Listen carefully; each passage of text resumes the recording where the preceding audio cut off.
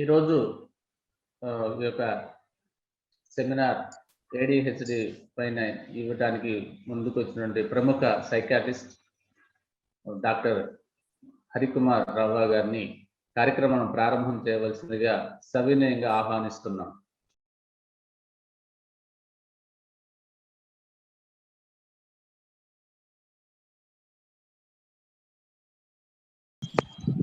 మన సైకాలజిస్టుల మెంబర్స్ అందరికీ కూడా శుభాకాంక్షలు. డాక్టర్ హిప్నో కమలాకర్ గారు సైకాలజిస్టులు భద్రత, స్పష్టత ప్లస్ స్కిల్స్ డెవలప్మెంట్ కోసం ఎన్నో కార్యక్రమాలు చేశారు. ఉద్దేశంతో ఈసారి మన హరికుమార్ గారితో ఈ క్లాస్ పెట్టడం జరిగింది. నిజంగా ఆయన ఫోన్ చేసిన వెంటనే యాక్సెప్ట్ చేశారు.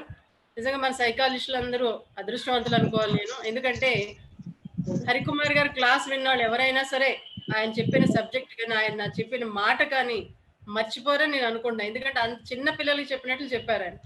సో కాబట్టి ఈ రోజు అందరూ కూడా విని అవన్నీ కూడా మీరు నోట్స్ లో రాసుకుంటారని నేను ఆశిస్తున్నాను. ఎందుకంటే చాలా మంది విని పక్కకి వెళ్ళిపోతున్నారు. లేదా ప్రతి విషయం ఆయన చెప్పే ప్రతి విషయాన్ని నోట్ చేసుకోండి, అవసరమైతే రికార్డ్ చేసుకోండి. రికార్డ్ చేస్తే రేపు మీరు సైకాలజిస్టులుగా ఈ సమాజంలోకి వెళ్ళినప్పుడు దాన్ని యూటిలైజ్ చేసుకొని మరింతగా ముందుకెళ్ళడానికి ఈ క్లాస్ ఉపయోగపడుతుందని నేను ఆశిస్తున్నాను. సో బీ కేర్ఫుల్, అందరూ కూడా జాగ్రత్తగా వింటారని ఆశిస్తున్నాను.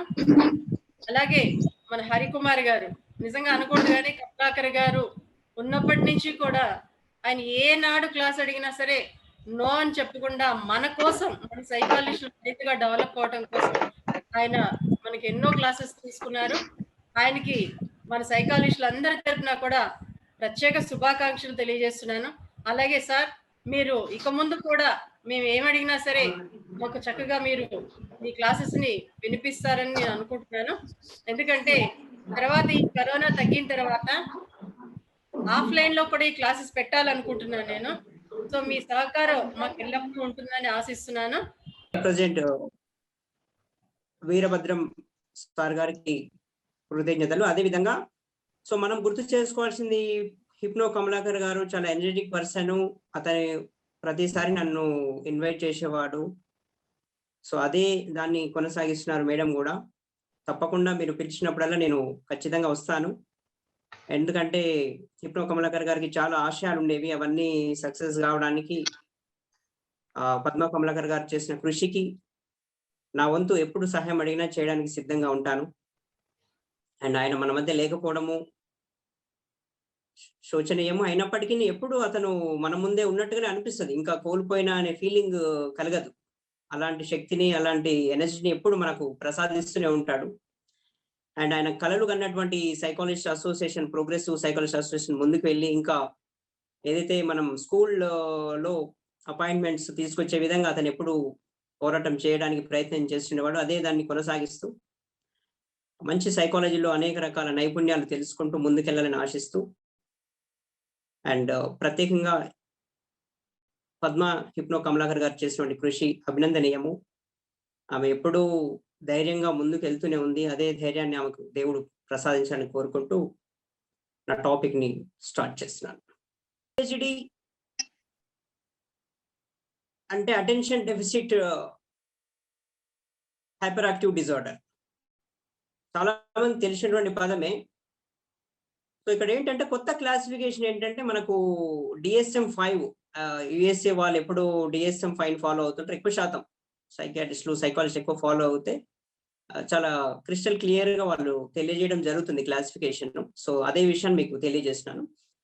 సాధారణంగా ADHD ఏంటంటే ఈ హైపర్ యాక్టివిటీ అనేది చాలా కామన్ గా కనిపిస్తుంది. ఇప్పుడు మన దేశంలోనైతే ఎక్కువ స్టాటిస్టిక్స్ ఉండవు, కానీ ఒక 100 పిల్లల్ని తీసుకుంటే దాదాపు మనకు రీసెంట్ గా చేసిన రీసెర్చ్ ప్రకారం ఒక 2 to 7% ఉందని చెప్తున్నారు. ఆల్మోస్ట్ ఆల్ ఒక 10% కూడా ఉంటారు పిల్లలు. సో అంత సివియారిటీ ఉండకపోవచ్చు, ఒక 2%. 100లో 2-3 మాత్రము డెఫినెట్ గా వాళ్ళు మెడికల్ ట్రీట్మెంట్ కానీ బిహేవియర్ థెరపీ, సైకాలజీ ట్రీట్మెంట్ అవసరం వస్తుంది. అలాంటి పరిస్థితి వచ్చేటువంటి పిల్లలు ఉన్నారు. చాలా వరకు ఏంటంటే మనకు దీనికి ఎలాంటి ట్రీట్మెంట్ ఉంటుంది, అదే విధంగా లక్షణం ఎలా గుర్తించాలి, అదే విధంగా తల్లిదండ్రులకు ఏం చెప్పాలి? వాస్తవానికి ఏంటంటే సైకాలజిస్ట్‌ల కాడికి రావడానికి మా పిల్లవానికి హైపర్ యాక్టివిటీ ఉంది అని చెప్పుకోరు. ఒక్కొక్కసారి ఏంటంటే హైపర్ యాక్టివ్ ఉంటే చాలా యాక్టివ్ అండి మా అబ్బాయి, మా అమ్మాయి చాలా యాక్టివ్ అని చెప్పుకుంటుంటారు. కాలం తర్వాత ఏమైద్దంటే హైపర్ యాక్టివిటీ అది యాక్టివ్ లాగానే అనిపిస్తది. చాలా యాక్టివ్ ఉన్నారంటారు కానీ టైం గడుస్తున్న కొద్దీ అది హైపర్ యాక్టివ్‌గా పరిణమిస్తుంది. సో, ఒక ఏడీహెచ్‌డీ అనే attention deficit hyper active disorder అనేది ఎలా వస్తుంది? ఎవరికి వస్తుంది? అనే కోణంలో ఒకసారి ఆలోచిద్దాం. వాస్తవానికి ఏంటంటే సైంటిఫిక్ ఎక్కడ రీజన్ చెప్పారన్నట్టు. ఈ ఈ కారణం వల్ల వస్తుంది. అంటే ఒక జ్వరం వచ్చిందనుకో పలానా బ్యాక్టీరియా వల్ల వచ్చింది, పలానా వైరస్ వల్ల వచ్చింది. లేకుంటే బ్రెయిన్‌లో పలానా చోట ఈ ప్రాబ్లమ్ ఒక పాథాలజీ ఉండడం వల్ల వచ్చింది అని చెప్పడానికి లేదు అన్నట్టు. దీనికి ఉన్నటువంటి ఇడియాలజీ కారణాలు మనం ప్రత్యేకంగా చెప్పలేము కానీ, ఇవి కారణాలు కావచ్చని చెప్తుందన్నట్టు. అలాంటిది ఏంటంటే ఎప్పుడైనా గాని ప్రెగ్నెంట్ టైమ్‌లో స్త్రీ ప్రెగ్నెంట్‌గా ఉన్నప్పుడు తను ఎలాంటి ఒత్తిడి లేనటువంటి జీవన విధానాన్ని కొనసాగించాలి. ఆ విధంగా చూసుకోవాలండి. ఇప్పుడు భవిష్యత్తులో ఏడీహెచ్‌డీ అనేది పెరుగుతుంది. ఇంకా పెరుగుతది. ఎందుకంటే టెక్నాలజీ పెరిగింది, పొల్యూషన్ పెరిగింది. మనం తీసుకునే ఆహార పదార్థాల్లో కూడా విష రసాయనాలున్నాయి. ఇవన్నీ ఏం చేస్తాయంటే డెఫినిట్‌గా హార్మోనల్ డిఫరెన్సెస్ తీసుకొస్తాయి. అదే విధంగా న్యూరలాజికల్ డిఫరెన్సెస్ తీసుకురావడం వల్ల ఖచ్చితంగా వచ్చేటువంటి సమాజం నెక్స్ట్ వచ్చే జనరేషన్ అంతా న్యూరో డెవలప్‌మెంటల్ డిజార్డర్స్ ఎక్కువగా ఉంటాయి. పెరుగుతూనే ఉన్నవి. ఇంకా పెరుగుతాయండి. వాటిని నివారించడానికి, నియంత్రించడానికి చేయాల్సిందేంటంటే, మనం తల్లిదండ్రులకు గాని ఎవరికైనా పిల్లలు కనే వాళ్ళకి ఇచ్చే సలహా ఏంటంటే, ఆ ప్రెగ్నెంట్ మదర్ చాలా సేఫెస్ట్ ప్లేస్‌లో గాని, స్ట్రెస్ ఎన్విరాన్మెంట్ లేకుండా చూసుకోవాలి. అండ్ తీసుకునే ఆహారం కూడా మంచిదై ఉండాలి. సో, అలాంటి సేంద్రియ ఆహార పదార్థాలు తీసుకున్నట్లయితే ఇలాంటి పరిస్థితులు వచ్చే అవకాశాలు తగ్గుతాయి. మూడోది పొల్యూషన్ అంటే వాతావరణంలో పొల్యూషన్ కూడా కారణం కావచ్చు. సో, ఇలాంటి ప్రత్యేకమైన పరిస్థితులు ఈ వీటి వల్లనే ఎక్కువగా ఏడీహెచ్‌డీ వస్తుంది. అంటే వాళ్ళు తీసుకునే ఆహార పదార్థాలు ప్రత్యేకమైన అంశం కాకపోయినప్పటికీ మంచి ఆహారం తీసుకుంటే మనసు కూడా మంచిగుంటుంది. జైసా కావో వైసా మన్ అన్నారు. అంటే ఎలా తింటే మన మనసు కూడా అలాగే ఉంటుంది. శరీరం ఒకటే కాదు. ఒక సైకాలజిస్ట్‌గా, ఒక సైకియాట్రిస్ట్‌గా మనం నమ్మాల్సింది ఏంటంటే, మనం తీసుకునే ఆహారం మన శరీరాన్ని పెంచి పోషించదు. మన మనసుని అంటే మన మెదడుని కూడా పోషిస్తుంది అనే విషయం మనం తెలుసుకోవాలి.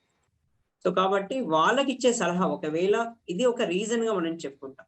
అండ్ జెనెటికల్ ఫ్యాక్టర్స్ అంటే జన్యుపరంగా కూడా కారణాలు ఉండవచ్చు. అనువంశికంగా కూడా ఉండవచ్చు. సో, కాబట్టి ఎప్పుడైతే తల్లిదండ్రుల్లో ఉన్నటువంటి కారణాలే పిల్లలకొస్తాయి. ఒకవేళ తల్లిదండ్రులకు ఏమైనా న్యూరలాజికల్ ప్రాబ్లమ్స్ ఉన్నాయనుకోండి, సైకియాట్రిక్ డిసార్డర్స్ ఉన్నాయనుకోండి, ఏమైనా ఫిట్స్, ఎపిలెప్సీ ఇలాంటి ఫిట్స్ లాంటివి ఉన్నా గాని, అలాంటి తల్లిదండ్రుల్లో వాళ్ళకు పుట్టే పిల్లల్లో కూడా ఈ ఏడీహెచ్‌డీ ఇలాంటి న్యూరో డెవలప్‌మెంటల్ డిజార్డర్స్ వచ్చే అవకాశాలు ఎక్కువుంటాయి. సో, దీన్ని దృష్టిలో ఉంచుకొని ఇది ప్రధానమైన రీజన్. అంటే పర్టిక్యులర్‌గా ఈ రీజన్ అని చెప్పరు. కానీ మోస్ట్‌లీ మనం నమ్మాల్సింది ఏందంటే ప్రెగ్నెంట్ మదర్‌ని చాలా జాగ్రత్తగా చూసుకోవాలి. అది ఆమె ఒక విధంగా చెప్పాలంటే ఇంకా ఆల్కహాలు, డ్రగ్స్, స్మోకింగ్ ఇలాంటి అలవాట్లు ఉన్నటువంటి స్త్రీలు అలా పుట్టే పిల్లలు కూడా ఏడీహెచ్‌డీ, వేరే ఆటిజం ఇలాంటివి వచ్చే అవకాశాలుంటాయి. అయితే ఇంకొక విషయం ఏంటంటే ఎప్పుడైతే తండ్రి పురుషుడు మరి ఆల్కహాల్ తీసుకుంటే, స్మోకింగ్ తీసుకుంటే పుట్టే పిల్లలు ఎలా పుడతారు అనే అంశాన్ని పరిశీలిస్తే, వీళ్ళకి పుట్టే పిల్లలు కూడా ఇలాంటి పరిస్థితులు వస్తాయి. అంటే కేవలము ప్రెగ్నెంట్ మదర్ ఒక్కరే రీజన్ కాదు. ఎందుకంటే ఫాదర్ కూడా రీజన్ అవుతారు. అంటే పిల్లలు పుట్టడానికి ముందు ఆ వ్యక్తులకు, ఆ తల్లిదండ్రులకు ఎలాంటి చెడు అలవాట్లు ఉండకూడదు అనేది ఇక్కడ ప్రధానమైన అంశం. అది ఆల్కహాల్ కావచ్చు, స్మోకింగ్ కావచ్చు, అండ్ విష రసాయనాలు ఉన్నటువంటి ఆహార పదార్థాలు తినడం కావచ్చు, పొల్యూషన్ కావచ్చు, స్ట్రెస్ కావచ్చు. ఇవన్నీ ఉన్నట్లయితే పుట్టే పిల్లలు ఖచ్చితంగా న్యూరో డెవలప్‌మెంటల్ డిజార్డర్ కిందకి వస్తుంది. సైకియాట్రీలో దీన్ని స్పెషల్‌గా DSM-5 క్లాసిఫికేషన్‌లో న్యూరో డెవలప్‌మెంటల్ డిజార్డర్ కింద చెప్పడం అంటే మెదడు ఎదుగుతున్నప్పుడే వచ్చేటువంటి సమస్య. తర్వాత పోతదా అనేది నేను క్లాస్ అవుతుంటే మీకు అర్థమవుతది. సో, దీన్ని మనం ఏడీహెచ్‌డీగా చెప్తున్నాము. ఈ కేసెస్ చాలా చాలా పెరుగుతున్నాయి. మేడం చెప్పినట్టుగా మీరు స్కూళ్ళలో వెళ్లి అవేర్‌నెస్ ప్రోగ్రామ్స్ పెట్టండి. చిన్న పిల్లలకు మనం ఇంకా భవిష్యత్తులో చెప్పుకునే క్లాసెస్ ఏడీహెచ్‌డీ కావచ్చు, ఆటిజం కావచ్చు, అపోజిషనల్ డిఫియెంట్ డిజార్డర్ కావచ్చు, ఇలా కొన్ని డిజార్డర్స్ ఉంటాయి. ఇవన్నిటి గురించి తెలుసుకున్నప్పుడు పిల్లలకు సంబంధించిన అనేక విషయాలు మనం చెప్పి వాళ్ళని మోటివేట్ చేస్తే వాళ్ళు గుర్తిస్తారు. అప్పుడు సైకాలజిస్ట్ కాడికి వస్తే వాళ్ళకి మనం సరైన సలహా ఇవ్వచ్చు. నెక్స్ట్ ఫర్దర్ ఏమైనా థెరపీ ఉందో వాళ్ళకి చెప్పొచ్చు. సో, ఎలా గుర్తించాలి అంటే మనం ప్రత్యేకంగా ఈ ఏడీహెచ్‌డీ డెఫినిషన్ ఫుల్ ఫార్మ్ చెప్పాను కదా! Attention deficit hyper active disorder. ఇక్కడ ఏంటంటే రెండే క్లాసిఫికేషన్స్. ఒకటి అటెన్షన్ డెఫిసిట్ అంటే ఇన్‌అటెన్షన్ అంటే ఏకాగ్రత లేకపోవడము. హైపర్ యాక్టివ్ అంటే అతిగా అల్లరి చేయడం. అతిగా అల్లరి చేయడం అనేది, ఈ 2 కారణాలు ఉంటాయి. అందులో మనకు DSM-5 క్లాసిఫికేషన్ ఏం చెప్తారంటే 9 పాయింట్స్ ఇస్తారంట. అటెన్షన్ లేకపోవడం దానికి 9 పాయింట్స్ ఉంటాయి. హైపర్ యాక్టివిటీ ఆర్ ఇంపల్సివిటీ అంటారు. 2 పదాలు యూజ్ చేస్తారు. అంటే ఇంపల్స్ ఎక్కువగా ఉంటుంది, అంటే హైపర్ యాక్టివిటీ ఎక్కువగా ఉంటుందంటే చిన్న చిన్న విషయాలకి తొందరగా రియాక్ట్ అవుతుంటారు. సో ఈ రెండింటిని ఒకే కేటగిరీలో పెడతారు. హైపర్ యాక్టివిటీ అండ్ ఇంపల్సివిటీ 2 ఒకే రకంగా ఉపయోగించే పదాలు. అండ్ మొదటి పదం వచ్చేసి ఇన్అటెన్షన్, ఏకాగ్రత లేకపోవడం. సో అటెన్షన్ డెఫిసిట్, ఏకాగ్రత లేకపోవడము, అదేవిధంగా హైపర్ యాక్టివ్, ఈ 2 కలిస్తే దాన్ని ADHD అంటాం. సో ఇందులో ప్రధానంగా మనకు అటెన్షన్ ఎక్కువ ఉందనుకో ఇన్అటెన్షన్ ప్రిడామినెంట్ అని చెప్పొచ్చు. హైపర్ యాక్టివిటీ ఎక్కువగా ఉందనుకో హైపర్ యాక్టివ్ ప్రిడామినెంట్ అని క్లాసిఫికేషన్ చేస్తాం. సో వ్యాధి నిర్ధారణ చేయాలంటే మనం దేన్ని బేస్ చేసుకుంటామంటే ప్రత్యేకమైన టెస్టులు ఏమి ఉండవు, రక్త పరీక్షలు అంటూ ఏముండవు. బ్రెయిన్ స్కాన్ చేసినా ఏం తెలియదు, నార్మల్ బ్రెయిన్ స్కానింగ్ ఉంటుంది. సో ఇక్కడ ఏంటంటే మోస్ట్ ఆఫ్ ద డయాగ్నోసిస్ ఎలా జరుగుతుందంటే తల్లిదండ్రులు చెప్పినటువంటి విషయాలే మనం పరిగణలోకి తీసుకోవాలి. అండ్ పిల్లవాడిని అడిగినా కానీ, అంటే మనం చూస్తుంటే మనకు తెలిసిపోతుంది, మన దగ్గరికి వచ్చినప్పుడు మన దగ్గర పక్కకు కూర్చున్నప్పుడు అర్థమైపోతుంది హైపర్ యాక్టివిటీ. ఆ లక్షణాలు ఒకసారి మీకు తెలియజేస్తాను. ఇన్అటెన్షన్ అంటే ఏకాగ్రత లేకపోవడం. దీనిలో ఉన్నటువంటి 9 పాయింట్స్ ఏంటంటే వాళ్ళకు ఒక విధంగా వీళ్ళు తెలివైన వాళ్ళ అని ఒక చిన్న డౌట్ రావచ్చు. ఇక్కడ హైపర్ యాక్టివ్ డిజార్డర్ ఏంటంటే దే ఆర్ ఇంటెలిజెంట్ గా ఉంటారు, చాలా తెలివైన వాళ్ళుగానే ఉంటారు. కానీ ఏమవుతుంది అంటే వాళ్ళు మిస్టేక్స్ చేస్తారు, కేర్లెస్ మిస్టేక్స్ అని. అంటే వాళ్ళకి తెలుసు ఆన్సర్, కొంచెం ఏకాగ్రత పెడితే సరైన సమాధానమే చెప్తారు, కానీ కేర్లెస్ మిస్టేక్స్ చేస్తారు. ఇది ఫస్ట్ పాయింట్ అన్నట్టు. రెండోది ఏంటంటే కాన్సన్ట్రేషన్ ఉండదు. కాన్సన్ట్రేషన్ అంటే ఏంది? అటెన్షన్, ఏకాగ్రతని కొనసాగించడం, ఎక్కువ కాలము అదే ఏకాగ్రత ఒక పని చేపట్టినంటే కంటిన్యూస్ గా చేయడం అన్నట్టు. సో ఆ ఏకాగ్రతని ఎక్కువ కాలం నిలుపుకోలేరంటే వెంటనే వేరే దానికి మారుతూ అన్నట్టు. సో అది రెండో పాయింట్. మూడో పాయింట్ ఏంటంటే ఆబ్సెంట్ మైండ్ అన్నట్టు. అంటే బాడీ ప్రెసెంట్ గా ఉంటుంది, మైండ్ ఆబ్సెంట్, అంటే మన దగ్గర ఉన్నట్టుగా ఉంటాడు, సడన్ గా ఏదో ఆలోచించినట్టుగా కనిపిస్తాడు. అంటే ఎలాంటి డిస్ట్రాక్షన్ ఉండదు, అంటే పక్కకి ఏదైనా కనపడితే డిస్ట్రాక్ట్ అయ్యిందేమో అన్నట్టుగా కూడా ఉండదు అన్నట్టు. సడన్ గా వాళ్ళు మైండ్ ఆబ్సెంట్ అయిపోతుంది. సో ఏమో చెప్పారు మీరు అని అంటారు, అలా ఉంటుంది అన్నట్టు. సో ఇది మూడవ లక్షణం. నాలుగో లక్షణం ఏంటంటే మనం ఏదైనా ఇన్స్ట్రక్షన్స్ ఇచ్చామనుకోండి, అక్కడికి వెళ్ళి వాటర్ తీసుకొని వచ్చేటప్పుడు ఒక చిన్న ఖర్చు పక్కనే ఉంది తీసుకొని రా అని ఒక 2-3 ఇన్స్ట్రక్షన్స్ ఉన్నటువంటి 2 వర్క్స్ ఉన్నటువంటి చెప్తే వాళ్ళు ఒకటి మిస్ చేశారు అన్నట్టు. సో ఏదైతే మనం ఇన్స్ట్రక్షన్ ఇస్తామో దాన్ని ఫాలో కారు. ఇది నాలుగవది. ఐదవది ఏంటంటే ఆర్గనైజ్డ్ వర్క్ చేసుకోరు, వాళ్ళకు వాళ్ళు సొంతంగా ఆర్గనైజేషన్ ఉండదు అన్నట్టు. వాళ్ళు చేసే పనిలో ఆర్గనైజేషన్ మిస్ అయినట్టుగా మనకు తెలుస్తుంది. ఆరవది ఏంటంటే హోంవర్క్ ని అవాయిడ్ చేసే వాళ్ళకు హోంవర్క్ మనం అంటే పదే చేయమని గుర్తు చేస్తుండాలి. వాళ్ళంతా వాళ్ళు హోంవర్క్ ని తప్పించుకోవడానికి ప్రయత్నం చేస్తారు. ఏడవది ఏంటంటే ఏదైనా ఇంపార్టెంట్ టాస్క్ ఉంది, ఫర్ ఎగ్జాంపుల్ ఒక ఎగ్జామ్ పేపర్ రాయాల్సి ఉంది, దానికి ఒక pen, paper, pencil, eraser, sharpener ఇలాంటి ఇంపార్టెంట్ ఐటమ్స్ ఖచ్చితంగా ఉండాల్సిన వాటిలో 1-2 మిస్ చేస్తారు. సో ఇలాంటివి వాళ్ళు చేయడం జరుగుతుంది. సో నిజంగా ఒకవేళ పక్కన డిస్ట్రాక్షన్ ఉందనుకోండి, వెంటనే వాళ్ళు డిస్ట్రాక్ట్ అవుతారు. మనం అంతకుముందు ఏం చెప్పాలంటే absent mind without any distraction distract అయ్యేది ఉంది. 8వ పాయింట్ లో వాళ్ళకి రీజన్ ఉంటుంది, అంటే పక్కకి ఇంకేదైనా కనపడంగానే వెంటనే మనతో మాట్లాడుతున్నట్టు మాట్లాడతారు, వెంటనే ఏదైనా కనపడింది అనుకో, ఒక లైట్ వెలిగిందని వెంటనే అడ్డువైపు వెళ్తారు. సో ఈ డిస్ట్రాక్షన్ ఉంటుంది. అండ్ రొటీన్ గా వాళ్ళు ప్రతిరోజు చేసే పనులలో కూడా ఒకటి మిస్ చేస్తారు. ఫర్ ఎగ్జాంపుల్ ఒకసారి బ్రష్ చేయకుండా అలాగే కూర్చుంటారు, బ్రేక్ఫాస్ట్ రెడీ అవుతారు. అంటే రోజు బ్రష్ చేసేదే ఉంటుంది కానీ ఆ రోజు మిస్ అవుతారు. సో ఇలాంటి ఫర్గెట్ఫుల్నెస్ కూడా డైలీ రొటీన్ గా చేసే యాక్టివిటీలో కూడా మర్చిపోయారు. ఈ 9 అంశాలు, ఈ 9 పాయింట్స్ లో ఇది ఇన్అటెన్షన్ DSM-5 క్లాసిఫికేషన్ లో ఎగ్జాక్ట్ చెప్పినటువంటి పాయింట్స్ మీకు తెలుగులో చెప్పాను.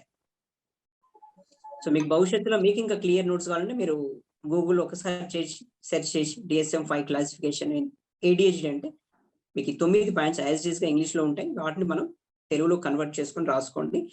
ఎందుకంటే ఎక్కువ మనం తెలుగు వాళ్ళతో మాట్లాడుతుంటాం కాబట్టి మనకు కూడా క్లారిటీ ఉండాలి. వాళ్ళకి తల్లిదండ్రులకు చెప్పేటప్పుడు సో ఈజీగా అన్ని ఒకేలాగా ఉంటాయి. సో వాటిని డిఫరెన్షియేట్ చేసే విధంగా చెప్తే వాళ్ళు గుర్తిస్తారు. సో ఈ 9 పాయింట్లలో మరి 9కి 9 ఉండాలంటే కనీసం 6 ఉండాలన్నట్టు. కనీసం 6 ఉంటే మనం డయాగ్నోస్ చేయొచ్చు.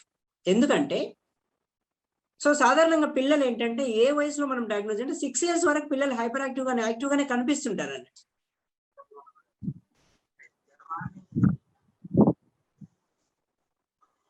సో పిల్లలు 6 years వరకు దాదాపు యాక్టివ్ గానే హైపర్ యాక్టివ్ గా అనిపిస్తుంటారు. అంత మాత్రం మనం డయాగ్నోస్ చేయకూడదు. వాళ్ళు కొంత బ్రెయిన్ డెవలప్ అవుతుంది. 5-6 years వరకు బ్రెయిన్ పూర్తిగా డెవలప్ అయిన తర్వాత వాళ్ళకి కంట్రోల్ వస్తుంటది. అప్పుడు వాళ్ళని మనం డయాగ్నోస్ చేయాలి. అంటే కనీసం డయాగ్నోస్ మినిమం 6 years దాటాలి. అదొకటి గుర్తుపెట్టుకోండి. అండ్ మినిమం 6 symptoms ఉండాలి అండ్ మోర్ దెన్ 6 months ఉండాలి. 6 నెలలు దాటి ఉండాలి. అంటే ఏదో ఒకసారి అప్పుడప్పుడు ఏదైనా కొన్ని సందర్భాల్లో ప్రత్యేకంగా అలా చేసినంత మాత్రాన మనం ADHD డయాగ్నోస్ చేయకూడదు. కనీసం 6 నెలల కాల పరిమితి దాటి వాళ్ళు ఇప్పుడు నేను చెప్పినటువంటి సిమ్టమ్స్ కనపడాలి, రెగ్యులర్ గా కనపడాలి. కొందరికి ఒక 1 month 2 months ఉంటుంది. సాధారణంగా ఈ మధ్య ఏమైందంటే ఇప్పుడు ఫర్ ఎగ్జాంపుల్ ఈ కోవిడ్ సిచ్యువేషన్ కానీ పాండమిక్ సిచ్యువేషన్ లో బాగా పిల్లలు సెల్ ఫోన్ కి అడిక్ట్ కావడం కానీ, డిజిటల్ స్క్రీన్స్ కి అడిక్ట్ కావడము, సినిమాలు చూడడము, గేమ్స్ ఆడడం ఇలాంటి చేసినప్పుడు కొంత కాల పరిమితి, దీని అన్అవైలబుల్ సిచ్యువేషన్స్ అనేది ఇలాంటి సందర్భంలో వాళ్ళకు 1-2 hours ఎక్కువ ఇవ్వడం జరుగుతుండొచ్చు ఫోన్. ఆ టైంలో వాళ్ళు ఎక్కువగా డిస్ట్రాక్ట్ అయ్యే అవకాశం ఉంటుంది. ఈ టెక్నాలజీ వల్ల కూడా వాళ్ళు కొంత ఎక్కువగా డీవేట్ అవుతారు. సో ఇలాంటి పర్టికులర్ పరిస్థితులు కాకుండా మళ్ళీ ఆ పరిస్థితి నుంచి మనం బయటికి తీసుకొచ్చినప్పుడు వాళ్ళు మారగలిగితే మనం ADHD డయాగ్నోస్ చేయకూడదు. సో అది ఖచ్చితంగా కంటిన్యూస్ గా ఉండాలి. అప్పుడే మనం ADHD డయాగ్నోస్, అది తెలిసిపోతుంది తల్లిదండ్రులకు వీళ్ళని ఎంత కంట్రోల్ చేసినా కంట్రోల్ కావట్లేరు అని చెప్తారు. ఇక రెండవ అంశం ఏంటంటే హైపర్ యాక్టివ్ కూడా ఉండాలి వాళ్ళు. సో హైపర్ యాక్టివిటీ ఏంటంటే వాళ్ళు ఎప్పుడు ఏంటంటే చేతులు ఖాళీగా ఉండవాలంట. మన దగ్గర క్లినిక్ వచ్చినప్పుడు వాళ్ళ చైర్లో కూర్చున్నప్పుడు సో వాళ్ళ చేతి ఎప్పుడు ఏదో ఒక వస్తువు ముట్టుకోవడం కానీ, మన టేబుల్ పై ఉన్నటువంటి స్టెథోస్కోప్ కానీ, బీపీ ఆపరేటర్స్ కానీ ఏదో ఒక ఐటమ్ తీసుకుంటారు, చేతిలో తీసుకుంటారు వితౌట్ అవర్ పర్మిషన్. సో వాళ్ళు తీసుకుంటారు, పక్కన ఏదైనా బొమ్మ కనపడితే దాన్ని ముట్టుకుంటారు, ఇలా చేస్తుంటారు. అదేవిధంగా సీట్లో కూడా కుదురుగా కూర్చోరు అన్నట్టు. సో చూడండి ఏదైనా ఫంక్షన్స్కి వెళ్ళినా కానీ, ఎక్కడికి వెళ్ళినా కానీ ఒక చోట కుదురుగా కూర్చోరు అన్నట్టు. ఆ చైర్లోనే ఉంటారు కానీ తిరుగుతూ ఉంటారు. ఆ చైర్ మనకు రౌండ్ చైర్ ఉంది అనుకోండి, ఇంకా చుట్టూ తిరిగేస్తారు వాళ్ళు. సో ఇలా కనిపిస్తారండి, చూడంగానే హైపర్ యాక్టివ్ అనిపిస్తుంది. సో మేము ఈజీగా డయాగ్నోస్ చేయగలుగుతాం, చూడంగానే అర్థమైపోద్ది మనకు. ఇది మొదటి లక్షణం అన్నట్టు. హైపర్ యాక్టివిటీ ఆర్ ఇంపల్సివిటీలో మొదటి లక్షణము చేతులు ఖాళీగా ఉండవు, ఒక చోట కుదురుగా కూర్చోరు, కూర్చున్న చైర్లో కూడా కూర్చోరు, అటు ఇటు కదులుతుంటారు. అండ్ స్కూల్లోనైతే ఏంటంటే వాళ్ళు ఒక ప్లేస్ నుంచి ఇంకో ప్లేస్ ఎప్పుడు మారుతుంటారు. సో ఒక ప్లేస్ లో సరిగా కూర్చోరు, ఎక్కువ కాలం కూర్చోడే. సో సాధారణంగా మనము అందులో ఉన్న గోడలు ఎక్కడం కానీ, ఏదైనా ర్యాక్స్ ఎక్కడం కానీ, ఏదైనా కిందికి దునకడము, టేబుల్ ఎక్కడము, సోఫాలు ఎక్కడము ఇవన్నీ చేస్తుంటారండి. గోడలు కనపడితే గోడలు, అప్పుడప్పుడు దారిలో వెళ్తుంటే చిన్నప్పుడు మనం నడుచుకుంటూ పోతుంటే గోడలకు చిన్న గోడ ఉంటుంది, దాని మీద ఎక్కుకుంటూ నడుస్తుంటారు, గేట్లు ఎక్కుతుంటారు. సో అంటే అంత ఎక్కినంత మాత్రం హైపర్ యాక్టివ్ ఉన్నట్టు కాదు, అది ఎక్కువ కాలం ఉండాలి. చెప్తే వినకుండా దానివల్ల ప్రమాదం ఉందని చెప్పినా కానీ వాళ్ళకు అర్థం కాకుండా ఉండాలి. అలాంటి సందర్భాల్లో మనం ఇది 3వ లక్షణంగా గుర్తించవచ్చు. 4వ లక్షణం ఏంటంటే ఎప్పుడైనా వాళ్ళు ఆటలు ఆడుకుంటప్పుడు ఒక పర్టికులర్ ఆటలో ఎంగేజ్ కారన్నట్టు, ఆట నుంచి ఇంకో ఆటకి వెంటనే డివేట్ అవుతారు. సో అదే విధంగా 5వ లక్షణం ఏంటంటే వాళ్ళ శరీరంలో ఒక మోటార్ ఉన్నట్టుగా ప్రవర్తిస్తుంటారు. అంటే ఒక మోటార్ పెట్టి ఎట్లయితే యాక్టివ్ గా ఉంటారో ఎనర్జీ, అదే ఇంత ఎనర్జీ ఎక్కడ వీనికి ఎలా వస్తుంది అని అనిపిస్తుంది మనకు. సో అంత ఎనర్జిటిక్ గా ఉంటారు వాళ్ళు కంటిన్యూస్ గా, నిరంతరం 24 గంటలు. రాత్రిపూట పడుకోవడానికి కూడా నైట్ 12 అయినా 1 గంట అయినా 2 o'clock అయినా వాళ్ళు ఎనర్జీగానే ఉంటారు, యాక్టివ్ గా కనిపిస్తారు. సో అలాంటి హైపర్ యాక్టివిటీ అంటే ఒక విధంగా ఏదైనా మోటార్ ఉందా వీని మెదడులో కానీ వీని శరీరంలో అన్నట్టుగా ఉంటారు అన్నట్టు. సో అలా చేస్తుంటారు. ఇంకొకటి ఏంటంటే ఎక్కువ మాట్లాడుతుంటారు, ఎక్సెసివ్ గా మాట్లాడుతారు. ప్రతిసారి ఏదో ఒకటి మాట్లాడడము, ప్రతి ప్రశ్నలు అడగడము. ప్రశ్నలు అడగడం మంచిదే కానీ వాళ్ళని చూస్తుంటే ఎక్కువగా మాట్లాడినట్టుగా అనిపిస్తుంది. ఇంకొకటి 7వ లక్షణం ఏంటంటే క్వశ్చన్ అడగక ముందుగా ఆన్సర్ చెప్తారు. ప్రశ్న అడగక ముందుకే వాళ్ళకి సమాధానం చెప్పినట్టుగా ఉంటారు. అండ్ ఎక్కడైనా ఒక ఫంక్షన్ కానీ, ఒక బస్సు కానీ, మీరు ఒక కాడికి వెళ్ళారు, ఒక ఫంక్షన్కి వెళ్ళారు, వాళ్ళు వెంటనే మనం వెళ్దాం పదా మమ్మీ, వెళ్దాం పదా డాడీ అంటుంటారు. అంటే ఇప్పుడు ఉండరు, వెయిట్ చేయలేరు ఎక్కువ కాలం, లేదంటే ఎవరి కోసం వెయిట్ చేయాల్సి వస్తుంది. సో వాళ్ళు ఖచ్చితంగా అబ్నార్మల్ గా బిహేవ్ చేయడం జరుగుతుంది, అలాంటి పరిస్థితి. అండ్ ఇంకొకటి ఏంటంటే ఎప్పుడైనా మనం వేరే వాళ్ళు మాట్లాడుతున్నప్పుడు కానీ ఊరికే డిస్టర్బ్ చేస్తుంటారు, మధ్యలోకి వచ్చి మాట్లాడుతుంటారు, మనని కంటిన్యూస్ గా వాళ్ళతో మాట్లాడేవారు పెద్దవాళ్ళని. ఇవి 9 లక్షణాలు హైపర్ యాక్టివిటీ ఆర్ ఇంపల్సివిటీలో ఉన్నటువంటి DSM-5 classification, latest classification. So ఇందులో కూడా మళ్ళీ 6 లక్షణాలు ఉండాలి, మినిమం 6 months పైన ఉండాలి. సో ఈ విధంగా ఉంటే ఒకవేళ ఇన్అటెన్షన్ ఎక్కువగా 6 లక్షణాలు ఉంటే ADHD డయాగ్నోస్ చేస్తాము, ఇన్అటెన్షన్ ప్రిడామినెంట్ గా ఉందని చెప్పి. కొందరికి హైపర్ యాక్టివిటీ ఎక్కువ ఉండకపోవచ్చు, ఏకాగ్రత తక్కువ ఉండొచ్చు. కొందరికి హైపర్ యాక్టివిటీ ఎక్కువ ఉండొచ్చు, ఏకాగ్రత ఎక్కువ ఉండొచ్చు. సో అప్పుడు మనం ADHD హైపర్ యాక్టివ్ ప్రిడామినెంట్ అని చెప్తాం. సో ఈ విధంగా ADHD attention deficit hyper active disorder కోసం 18 లక్షణాలు, 9 లక్షణాలు అందులో 9 లక్షణాలు హైపర్ యాక్టివిటీలో చెప్పారు. సో ఈ 18 లక్షణాలు మనకు నోటికి ఉండాలి, లేదా ఒక నోట్స్ లో రాసుకోవాలి. ప్రతిదీ రాసుకొని మనం తల్లిదండ్రులకు అడిగేటప్పుడు క్వశ్చన్ పేపర్ కూడా ఇవ్వచ్చు. ఇదే క్వశ్చన్ పేపర్ వాళ్ళకి ఇచ్చి ఒకసారి మీరు ఫిల్అప్ చేయండి అనొచ్చు. డిఫరెంట్ క్లాసిఫికేషన్స్ కూడా ఉంటాయండి, స్కేల్స్ ఉంటాయి. చైల్డ్ బిహేవియర్ చెక్ లిస్ట్ అని, browns AD attention deficit disorder అని, కార్నర్స్, రకరకాల టెస్టులు ఉంటాయి, క్లాసిఫికేషన్. మీరు ఇంకా అడ్వాన్స్డ్ గా పిల్లలు చాలా ఇంట్రెస్టెడ్ గా ఉన్నారు వాళ్ళ తల్లిదండ్రులు, వాళ్ళని మనము ADHD నుంచి థెరపీ యూజ్ చేసి వాళ్ళని మార్చాలని అనుకుంటున్నాము, అలాంటి థెరపీకి వాళ్ళు ఒప్పుకున్నప్పుడు మనం అసెస్మెంట్ కూడా చేసుకుంటే ఆ క్వశ్చనీర్ లో మనకు తెలిసిపోద్ది ఏ సిమ్టమ్ ఇంప్రూవ్ అయింది, ఏది ఇంప్రూవ్ కాలేదు, ఎక్కడ మనం ఫోకస్ చేయాలి, ఎక్కడ మనం ఫోకస్ చేయకూడదు అనే విషయాలు కూడా మనకు అర్థం. సో ఈ విధంగా ఒక క్లాసిఫికేషన్ ప్రకారం మనం డయాగ్నోజ్ చేసిన తర్వాత ఒక సిస్టమేటిక్ మేనర్ లో కూడా మనం అసెస్మెంట్ చేసుకొని వాళ్ళకి ఎలా ఉందో చూసుకోవాలి. సో ఇది బేసిక్ గా ADHD డయాగ్నోజ్ చేయడానికి చెప్పినటువంటి లక్షణాలు. సో అయితే ఇప్పుడున్నటువంటి వాళ్ళు మనం ఎలా దీన్ని ట్రీట్మెంట్ చేయాలంటే బేసిక్ గా మనం సైకలాజికల్ ఇంటర్వెన్షన్స్ ఏందో ఒకసారి చూద్దాం. బేసిక్ ఏముంటదంటే చాలా వరకు తెలిసిన విషయాలే. సో ఏం చేయాలంటే వీళ్ళని మనం తల్లిదండ్రులతో మనం మాట్లాడాలి. ఫస్ట్ నేనేమంటా అంటే తల్లిదండ్రుల దగ్గరనే పొరపాటు ఉందంట. ఒక సైకాలజిస్ట్ ఏం చెప్పారంటే ఎప్పుడైనా మనం కూడా నమ్మాల్సిన విధానం, నేను చదివినటువంటి విషయం, ఎప్పుడైనా కానీ పిల్లల్లో ఎలాంటి లోపాలు ఉండవండి. పిల్లలు ఎప్పుడూ సైకలాజికల్ ప్రాబ్లమ్స్ ఉండవు. పిల్లలు ఎప్పుడు వాళ్ళలో బిహేవియర్ ప్రాబ్లమ్స్ రావు. అవి మన వల్లనే వస్తాయి, తల్లిదండ్రుల వల్లనే వస్తాయని చెప్తారు.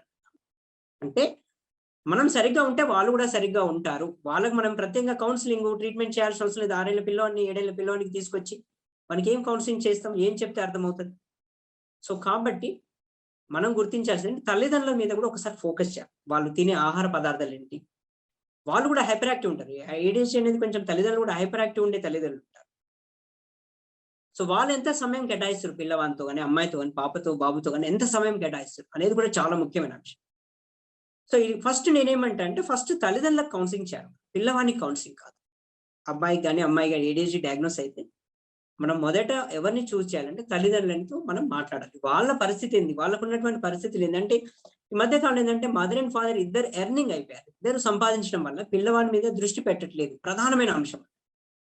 సో ఇక్కడ నేనేమంటా అంటే మీకు నిజమైనటువంటి భవిష్యత్తులో మీరు ఒక మంచి కుటుంబం కావాలా, మీకు మంచి అబ్బాయి మంచి పిల్లవాడిని పెంచాలని అనుకుంటున్నారా, మీరు ఒక మంచి పౌరుని సమాజానికి ఇవ్వాలని అనుకుంటున్నారా, కేవలం డబ్బులే సంపాదించాలనుకుంటున్నారా? డబ్బులు ఇస్తే పిల్లవాడు బాగా డెవలప్ అవుతాడు, బాగా మంచి స్కూల్లో వేయొచ్చు, లేకపోతే వానికి అన్ని కావాల్సినవి వస్తాయని అనుకుంటే తప్పండి. అది ఫస్ట్ అది మాత్రం మనం తెలుసుకోవాలి. సైకాలజిస్ట్ గా పిల్లలకు మనం ఇవ్వాల్సింది డబ్బు అసలే కాదు, మనం వాళ్ళకి ఇవ్వాల్సింది మన సమయం, మన టైంని ఇవ్వాలి. అది మనం తల్లిదండ్రులకు చెప్పాలి. సో ఇక్కడ మరి ఇద్దరు వెళ్తేనంటే మన కమిట్మెంట్స్ అలా ఉన్నాయి. ఇద్దరు సంపాదించిన వెళ్ళే విధంగా కమిట్మెంట్స్ తయారు చేసుకుంటున్నారు తల్లిదండ్రులు. ఫస్ట్ ఫార్ములా ఇది. ఇద్దరు సంపాదించిన కుటుంబం వెళ్తుంది అని కాదు.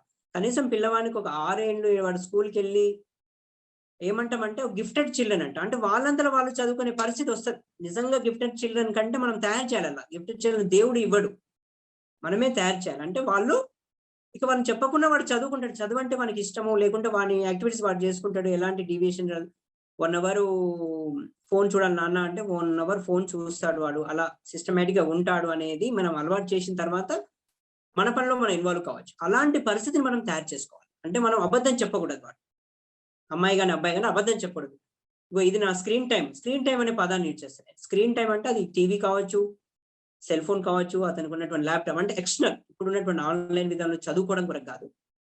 కేవలం అతనికి ఉన్న స్క్రీన్ టైం ఎంటర్టైన్మెంట్ కొరకు ఇస్తున్నామా, దేని కొరకు ఇస్తున్నామా, ఆ స్క్రీన్ టైంని మనం స్పెసిఫిక్ గా చెప్పి ఆ టైం యూటిలైజ్ చేసుకుంటుండా, ఇంకా ఏమన్నా ఎక్కువగా యూజ్ చేసుకుంటుండా మన ముందు యూజ్ చేయాలి. అది కూడా మన ముందు ఓపెన్ గా, నేను తలుపు పెట్టుకొని యూజ్ చేస్తాను, డోర్ పెట్టుకుంటాను, లోపల బోల్డ్ పెట్టుకుంటాను, అలా కాదు. మన ముందే ఓపెన్ గా చూడగలగాలి, చేయాలి. అలాంటి పరిస్థితి కూడా మనం కలిగించాలి. తల్లిదండ్రులకు చెప్పాల్సిన విషయాలు. సో తల్లిదండ్రుల్లో మనం మొదట గమనించాల్సిన విషయం ఇది. సో కాబట్టి తల్లిదండ్రులు ఎవరో ఒకరు మాత్రం సాక్రిఫైస్ చేయాలి. తల్లి కానీ తండ్రి కానీ సాక్రిఫైస్ చేయాల్సిన పరిస్థితి ఉంది అప్ టు 6 years వరకు. 6 years వరకు తర్వాత ఎలాంటి మానసిక జబ్బులు లేవండి మనకు. ఫస్ట్ 2-3 months పిల్లలతో మాట్లాడకపోవడం వల్ల వాళ్ళకు స్పీచ్ డిలే అవుతుంది, communication skills Rao. And toilet training అని ఉంటుంది, దట్ ఈస్ కాల్డ్ ఎలిమినేషన్ అనేది ఒక కమ్యూనికేషన్. పిల్లవాడు ఎలా టాయిలెట్ ట్రైనింగ్ ఇవ్వాలి, అది కూడా తొందరపాటు ఇవ్వద్దు. ఏమైందంటే ఇప్పుడు ఫాస్ట్ జనరేషన్ కదా, తొందరగా ఫాస్ట్ ఫుడ్, తొందరగా మనం ఏదైనా నూడిల్స్ తెచ్చుకొని టిఫిన్ తిన్నామా అయిపోయింది, చాలా బిస్కెట్ ముంచుకొని తిన్నామా అయిపోయింది. అలా కాదు. ఇవన్నీ మనం ఏర్పరచుకున్నటువంటి ఫాస్ట్, కానీ పిల్లవాడు ఎదుగుదల ఎన్నడూ ఫాస్ట్ గా ఉండదు అనేది మనం తెలుసుకోవాలి. ఈవెన్ టాయిలెట్ ట్రైనింగ్ కూడా కనీసం 3 years వచ్చేంత వరకు మావాడు తొందరగానే టాయిలెట్ ట్రైనింగ్ వచ్చి అలా కాదు, వస్తే రావచ్చు, కానీ there is a particular time, ఒక 3 years 4 years ఉంటేనే మనం దాన్ని చేస్తాం. అప్ టు 6 years తర్వాత ఎలాంటి మానసిక జబ్బులు పిల్లలకు. మనకు ఎలిమినేషన్ డిజార్డర్సే కావచ్చు, స్పీచ్ డిలే కావచ్చు, మెంటల్ రిటార్డేషనే కావచ్చు, ఆటిజమే కావచ్చు, అపోజిషనల్ డిఫియెంట్ డిజార్డరే కావచ్చు, ADHD కావచ్చు. ఇవన్నీ రావాలంటే కనీసం 6 years దాటిన తర్వాత, 6 years వరకు ఏ ప్రాబ్లం రాలేదంటే ఇంకా వాళ్ళు నార్మల్సీ వచ్చినట్లే. 6 years తర్వాత మన పనులు మనకి వెళ్ళిపోవచ్చు. సో ఇలా మనం తల్లిదండ్రులు మోటివేట్ చేయగలం. ఒకవేళ నిజంగా పిల్లవాడిని డెవలప్మెంట్ కావాలనుకుంటే ఒక తల్లి కానీ ఎవరో ఒకరు మాత్రం సాక్రిఫైస్ చేస్తేనే పిల్లవాడు డెవలప్ అవుతాడు. చెడు లక్షణాల నుంచి కానీ అతనికి అబ్నార్మల్ ప్రాబ్లమ్స్ బయటకు వస్తాయి. సో కాబట్టి ఫస్ట్ నా పాయింట్ ఏంటంటే తల్లిదండ్రులని మనం బాగా కౌన్సిలింగ్ చేయాలి, వాళ్ళని మోటివేట్ చేయాలి. And most of the parents ఏంటంటే యాక్సెప్ట్ చేయరు. మా పిల్లవానికి హైపర్ యాక్టివ్ డిజార్డర్ ఉంది అంటే యాక్సెప్ట్ చేయరు. సో బాగా తీవ్రంగా ఉంది. నా దగ్గరకు వచ్చిన పిల్లవానికి నేను వాళ్ళని ఒకటే మాట అంటాను, మీకు మీ అబ్బాయికి మెడిసిన్ పెడితే బాగా అవుతాడేమో అని అనుకుంటున్నారా మీరు అంటాను. సింపుల్ క్వశ్చన్ అడుగుతా అంతే. ఒకసారి మెడిసిన్ పెట్టండి మా వాడు కంట్రోల్ కాదు సార్, మెడిసిన్ పెట్టండి అనే స్థాయిలో ఉన్నటువంటి కేసునే మనం ADHD డయాగ్నోస్ అంటే మీరు మేనేజ్ చేసుకున్నట్టే మేనేజ్ చేసుకోవచ్చు. సో అటువంటి క్లిష్టమైన పరిస్థితి, అటువంటి తీవ్రమైన పరిస్థితి కూడా ఉంటుందనండి. కంపల్సరీ మెడిసిన్ వేస్తే కంట్రోల్ అవుతుంది. మెడిసిన్ నుంచి లాస్ట్ చిన్న పాయింట్ చెప్తాను మీకు. సో ఇక్కడ మనం తెలుసుకోవాల్సింది తల్లిదండ్రులు మనం మోటివేట్ చేయాలి. ఇక్కడ ఇవ్వాల్సింది ఏంటంటే they have to give more time. So వీళ్ళు ఒక 3 ప్రిన్సిపల్ పాటించాలి. ఏంటంటే అది వాళ్ళు ఏమి ఇవ్వాలంటే టైం ఇవ్వాలి, అండ్ ఎనర్జీ ఇవ్వాలి. వాళ్ళకి ఎనర్జీ రావాలి, అండ్ వాళ్ళకు పేషెన్స్ ఉండాలి, ఓపిక ఉండాలి, శక్తి ఉండాలి, కాలం ఉండాలి. ఈ 3 ఏ తల్లిదండ్రులకైతే ఉంటాయో వాళ్ళ పిల్లలు ఎట్టి పరిస్థితుల్లో ఇప్పుడు మనం అనుకునేటువంటి చెప్పేటువంటి ADHD నుంచి మనం బయటపడేయచ్చు. సో ఇది ఫస్ట్ తల్లిదండ్రులకు చెప్పాల్సినటువంటి కౌన్సిలింగ్. ఇక రెండవది ఏంటంటే తల్లిదండ్రులకు చెప్పాల్సింది పిల్లవానికి మనం ప్రత్యేకంగా ఏమి చెప్పేది ఉండదు. ఎక్కువగా అబ్బాయిల్లో ఉంటుంది. ADHD అనేది ఎక్కువగా అబ్బాయిలో ఉంటుంది, అమ్మాయిల్లో తక్కువగా ఉంటుంది. ఎందుకు అమ్మాయిల్లో తక్కువగా ఉంటుంది అంటే ఒక విధంగా చెప్పాలంటే విదేశాల్లోనైనా మన దేశంలోనే ఎక్కడైనా ADHD అబ్బాయిల్లోనే ఎక్కువగా. సో దానికి ప్రత్యేకమైన రీజన్స్ ఉన్నాయి, భవిష్యత్తులో ఎప్పుడైనా చెప్తాను. బట్ ఏంటంటే పెంపకంలో మన దేశం తీసుకుంటే అమ్మాయిలు ఏంటంటే కొంచెము ఇంట్లో జాగ్రత్తగా తల్లి ఎక్కువ పర్యవేక్షణలో పెంచడం జరుగుతుంది. అండ్ అబ్బాయిని ఎక్కువగా తండ్రి కొంచెము పెంచడం జరుగుతుంది. తండ్రి యొక్క గుణం ఎలా అగ్రెసివ్ గా ఉంటుంది, హైపర్ యాక్టివ్ గా ఉంటుంది, బయటికి వెళ్ళే గుణంగా ఉంటుంది. అలా పిల్లల్ని పెంచే విధానంలో ఆ తేడా వస్తుంది. అమ్మాయిని అనుకువగా పెంచడం జరుగుతుంది. సో అదే అనుకువని మగపిల్లవానికి కూడా ఇవ్వాల్సిన అవసరం ఉందన్నట్టు ఇక్కడ అది తెలుసుకోవాలి ఫస్ట్. సో అదే అనుకువ అమ్మాయిలకు ఎలాగైతే ఇస్తున్నారో అమ్మాయిని ఎలాగా అనుకువగా పెంచుతున్నామో, రేపు ఒకరింటికి వెళ్ళినప్పుడు అనుకోగా ఉండాలి, బయటికి వెళ్ళినప్పుడు అనుకోగా ఉండాలి అని ఎలాగైతే పెంచుతారో అబ్బాయిలు కూడా అలా పెంచాల్సిన అవసరం ఉంది. ఇక్కడ పెంపకం అనేది సమానం, అమ్మాయి అబ్బాయి సమానం కాబట్టి ఎప్పుడైతే అనుకో అనేది వస్తుందో అబ్బాయిలో అది రాదన్నట్టు. సో అప్పుడు కూడా వాళ్ళకు ADHD ప్రాబ్లం తక్కువ అంటే సైకలాజికల్ పర్స్పెక్టివ్ చెప్తాడు. సో ఇక వాళ్ళకి ఏంటంటే మనం స్పెషల్ గా వాళ్ళకి చేయాల్సింది ఏంటంటే ఎప్పుడైనా కానీ